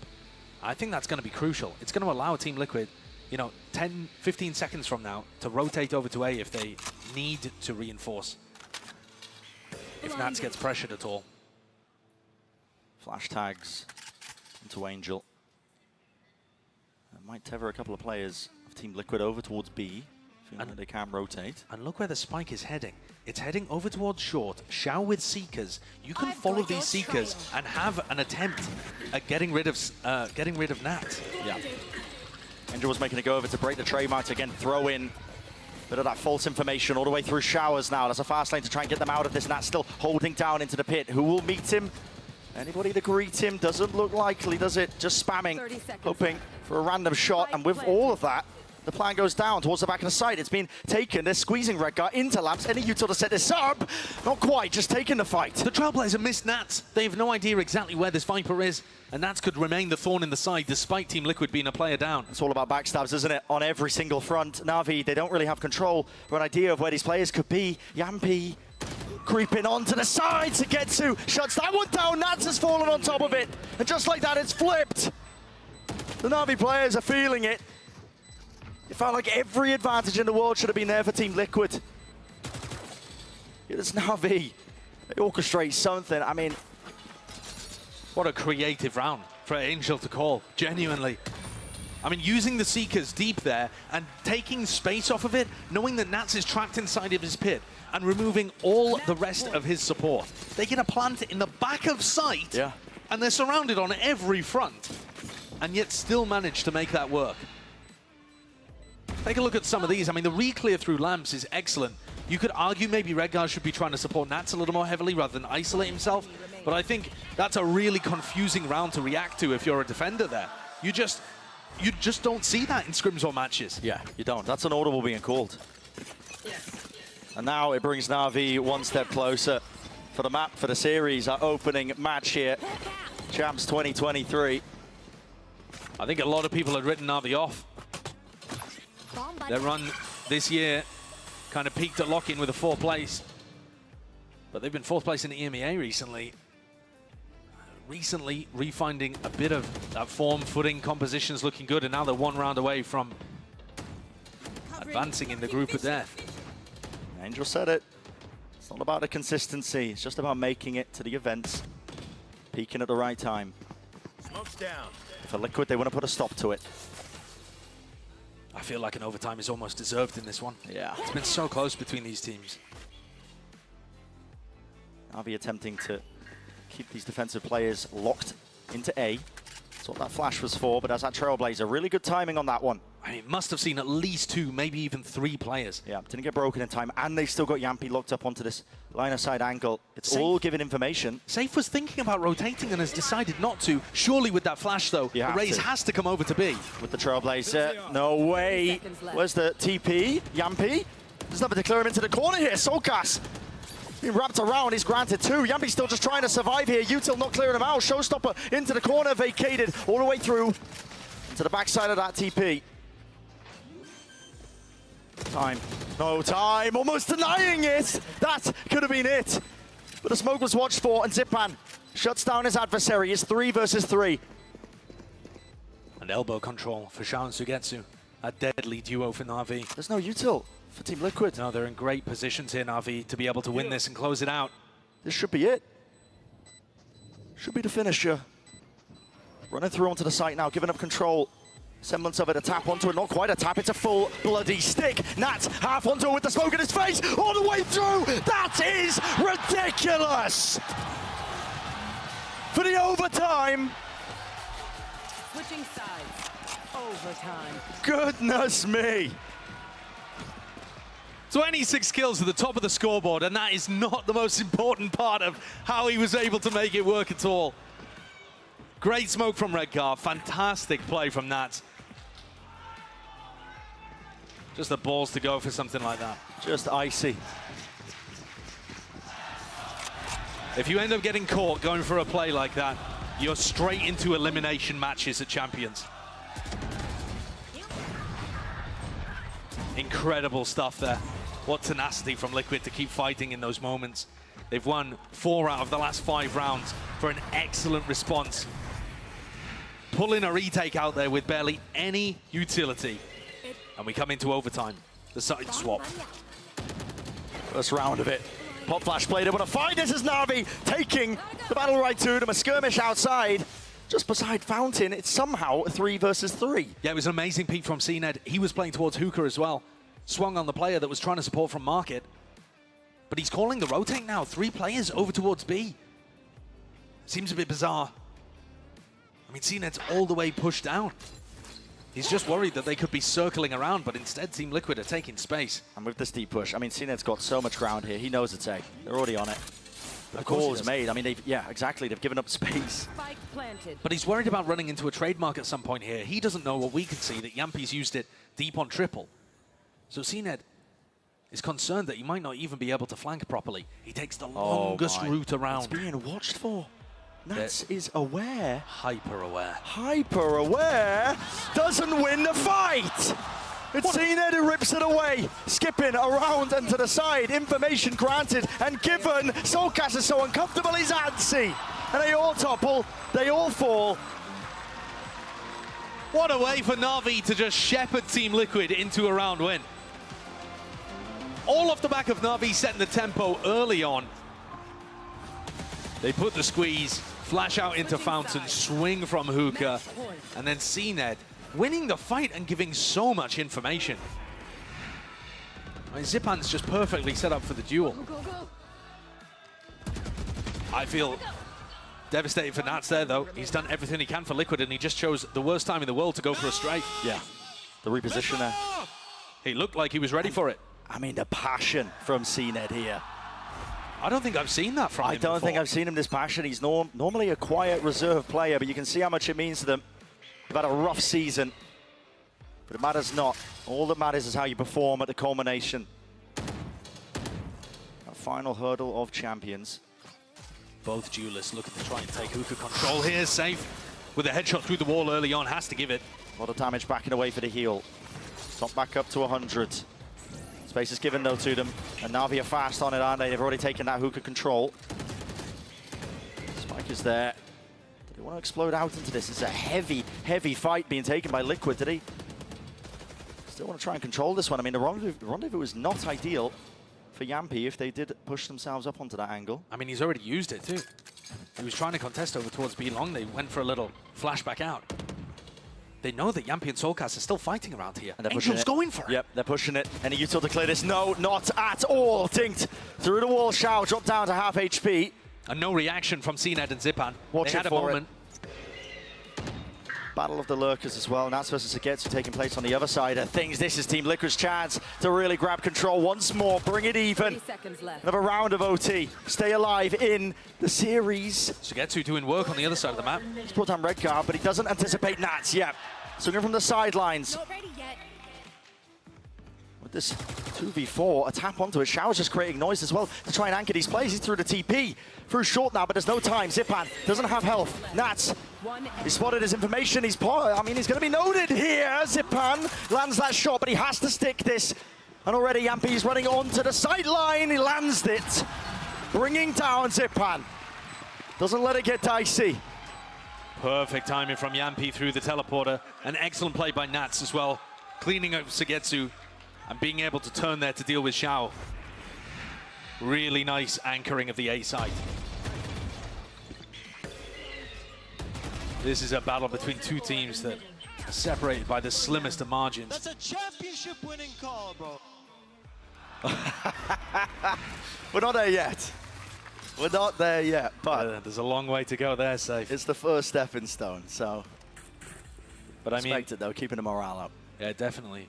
And building up whoever it was that made that mid-round for Team Liquid. 13-13. Another round of overtime. Grant and Showers control. I mean, look at that. Soulcast forced to use the guiding light just to check whether or not Navi have taken full sand control. That deep smoke from Angel, he's already used 2 of his smokes, and we're only 20 seconds into the round. If Team Liquid recognize that, they can slow the pace down dramatically and be rewarded in a similar way to their comeback on Fracture. Oh, Yampi falls. Topple down, that is just sublime. Anticipating it. Players are going to be crossing into that angle, still tucked onto the corner, stuns at the feet. Nats, he's dodging and juking and still gets out with a kill and the heal on top. So, back up to 100, but the player advantage remains for Navi. They have to be worried about somebody pushing here. You can see the way that Team Liquid are clearing these areas, trying to contact through, having weapons out ready for every corner. They're concerned that somebody from Navi has gotten deep, and that means that this push is going to be slow. No running into the B site. 20 seconds. It will offer Xiao an opportunity to get his team up to match point again. For Xiao to be that difference maker. He's got full util, but he doesn't want to reveal his position. He has to just try and bide the positioning, the time. He takes the duel. No one's turning around. Oblivious. Spike drop down, and that's in the corner. Cowering in fear, man. It's Navi once more at the precipice. Match point. It feels like Navi have been in the driving seat for the majority of this game. Team Liquid are going to take a tack timeout to alter the situation. But this is a very different story to what we've seen recently. It's Team Liquid who won in EMEA. Both of these teams we thought would be fighting for second place EMEA this year, and they've taken vastly different directions. I mean, for Liquid, they had an awful performance at lock-in, peaked with that trophy that'll be a permanent reminder for them in their cabinet of how well they can perform when everyone's at their peak. And yet here, both of these teams split by a knife's edge, and yet Navi in control. Looking like they might go 2-0 in a map pool that, honestly, I think either of these teams could win on any of the 3 maps that we were playing today, Fracture, Bind, and Split. You've seen that manifest, man, just how close it is. I said earlier, that round differential, I believe it is, like, you know, at most 3 rounds this year between these 2 teams. Yeah. They don't blow each other out, man. Again, think back to the press conference here, where Emil and Doom Bros are talking about how these tactical timeouts, they can tell when the other is going to call one, and they know what each other are thinking in their heads. So there's a tactical timeout called by Team Liquid. I believe we're about to go into a tactical timeout by Navi. The identical twin brother coaches have called back-to-back timeouts exactly at the same time here heading into round 28. Look at that. Always awkward if you're calling a timeout at the same time of the opposition. Yeah, you never like to. Yeah, you said your piece in the first one. Quite. Nobody needs 2 minutes. But this is just going to add so much more tension to the players. In spots like this, you feel like, okay, I've already said my piece. I want to get back into it. I want to get back into the action. I want to impose my will upon the game. And instead, you're forced to just sit there. Feel like exchanging pleasantries. Yeah. But think about it. Yes, it's the beginning of champs, but still, right off the bat, your opening match is not one you want to lose. Instantly in hot water, going down to elimination.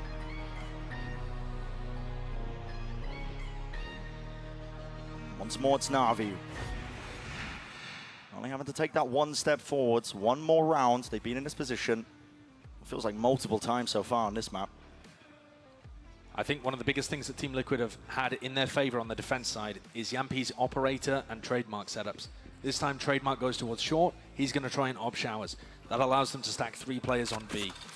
Usually he's being supported by Sky utility. Navi are not using util to take showers here. They're just wide swinging. Yampi could absolutely get an opening pick. And they're doing it again. See how Yampi gets set up onto the line. He actually doesn't choose to take it, yeah. Yeah, he's taking a very passive approach here with the operator. That might end up being a difference maker, or it could lure Angel into his death. Holding, holding, holding. It comes down to this. Missing it. Just barely. I don't know how. It looked good to me. And just the thinnest of margins. With that, Navi granted some information. They know now where the operator is. And Yampi's forced to take a more passive line. So the info that he was able to get and the confidence that the rest of Team Liquid were able to place in him is diminished. This means Navi are going to be able to get set up for an execute into these two players on A. They can finally hit the weak side of Team Liquid. The pull's late. Zepan's already into the back of the site here. It's up to this gun duel that's about to be taken. Nats! Patience is played by him. Still lands that shot there. Snake bite to the back. Yampi repositioning now. Rendezvous all the way back to safety now, and time is running so damn short. That's a lovely. The crossfire setup, and Nats brought down once more still. Reinforcements are there with Savin to the back. And Sugetsu, enough with the reset. We are going once more to another round of OT. You're seeing the discipline on play here by Team Liquid. I mean, the way that Nats was supporting Yampi there is phenomenal. He's got that trigger discipline to wait as Zipan runs through the smoke, but also instantly swings to try and help Yampi, who's in his reload animation, and stop him from getting punished by CNET. Immaculate team play there from the two defenders on the A side, buying enough time for Safe to come in, and the cavalry arrived. What is it going to take for one of these two teams to get over the line? Will we see that third map, or is it series done and dusted? A bit more left to play. I got the spike. So Cass notified there, that deep flash. And to be long, still that smoke in his face, and Team Liquid are grouped up here. 3-2 split potentially. Trying to force out that util. Oh, what a fight to be taken. I mean, Safe was right off the back of that one. CNED, I believe, on top of the box. Loses that duel. But instantly, it's Navi once more. Plugging up the holes in the defense. They want to take the fights right to them, and they're winning them out. Doesn't matter. Somehow always finding the miracle moments in these rounds here. Close to the corner again, spam into a red car. He swings, good timing on it. Xiao, he's really being pressured now. He's feeling it, he can hear it, and he's dodging to the side, left and right. I have the spike. Leaves it to Yampi. 1v2. Surely Xiao's done the most. Still the rendezvous available, but Yampi is guessing. Where are these players? Not a clue. Peeks it. Not able to hit it. The Navi players can just pull magic out of everywhere. What is that from Xiao? And also Angel taking an uncomfortable duel over by Hookah, and he's able to find the flick shot that he needs. That duo coming up with the goods there. Take a look at the replay here. He answers instantly onto a player that had just got the first kill. And the way he dances around this box was just beautiful. And look at the passion, man. Armrests off. Complete despair on the other side for Team Liquid. CNED's going to pull out an operator here. Attack side op for the Neon. That's going to give them less options if he isn't able to find an opening duel. He's anticipating taking the op fight against Yampi here, who has decided to just opt into the Vandal. He's fired off the shots, though. Now he's made it acutely aware that he's got the operator in his hands. I think that's a really unusual way of playing. Perhaps he thought he'd been spotted anyway. But Team Liquid are going to be now aware of this. Looking perhaps to just play a little more cautiously. I do in general like the attack side op from CNED. I think it lends itself more into favoring the contact style that Angel likes to call, because it puts fear into the defenders. They don't want to info peek as much. It lets you contact through, as they're doing now in showers. It gives you free map control. Right, Gar. He's in a one and done. He's got to get a bit more than that, though. Running forwards, his adjustments with it. Already gliding into the back. CNED, he's brought down. Towards the back, a triple here. This should be watertight seal when it comes to this site. Spike dropped down out. Shah's picked up this operator, but can't find an open angle, can he?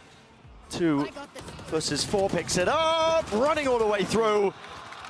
And it's brought down once more, 15 to 15.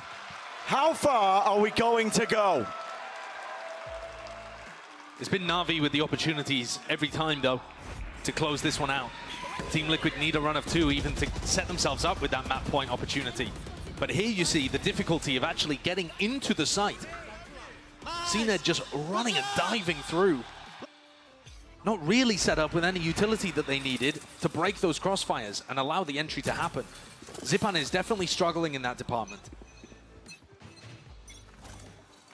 So cheeky idea with the operator, but it's not going to work to close things out for NAVI. When you get this deep, though, into overtime, you've got to go, I mean, beyond the strat book. Yeah, conditioning goes out the window. You keep a rough outline of what the opposing team was doing at a given portion of the map. Now, we've been doing this a lot. It's a dodge of the Sky Flash, and they tuck Angel deep onto this corner. At some point, the way that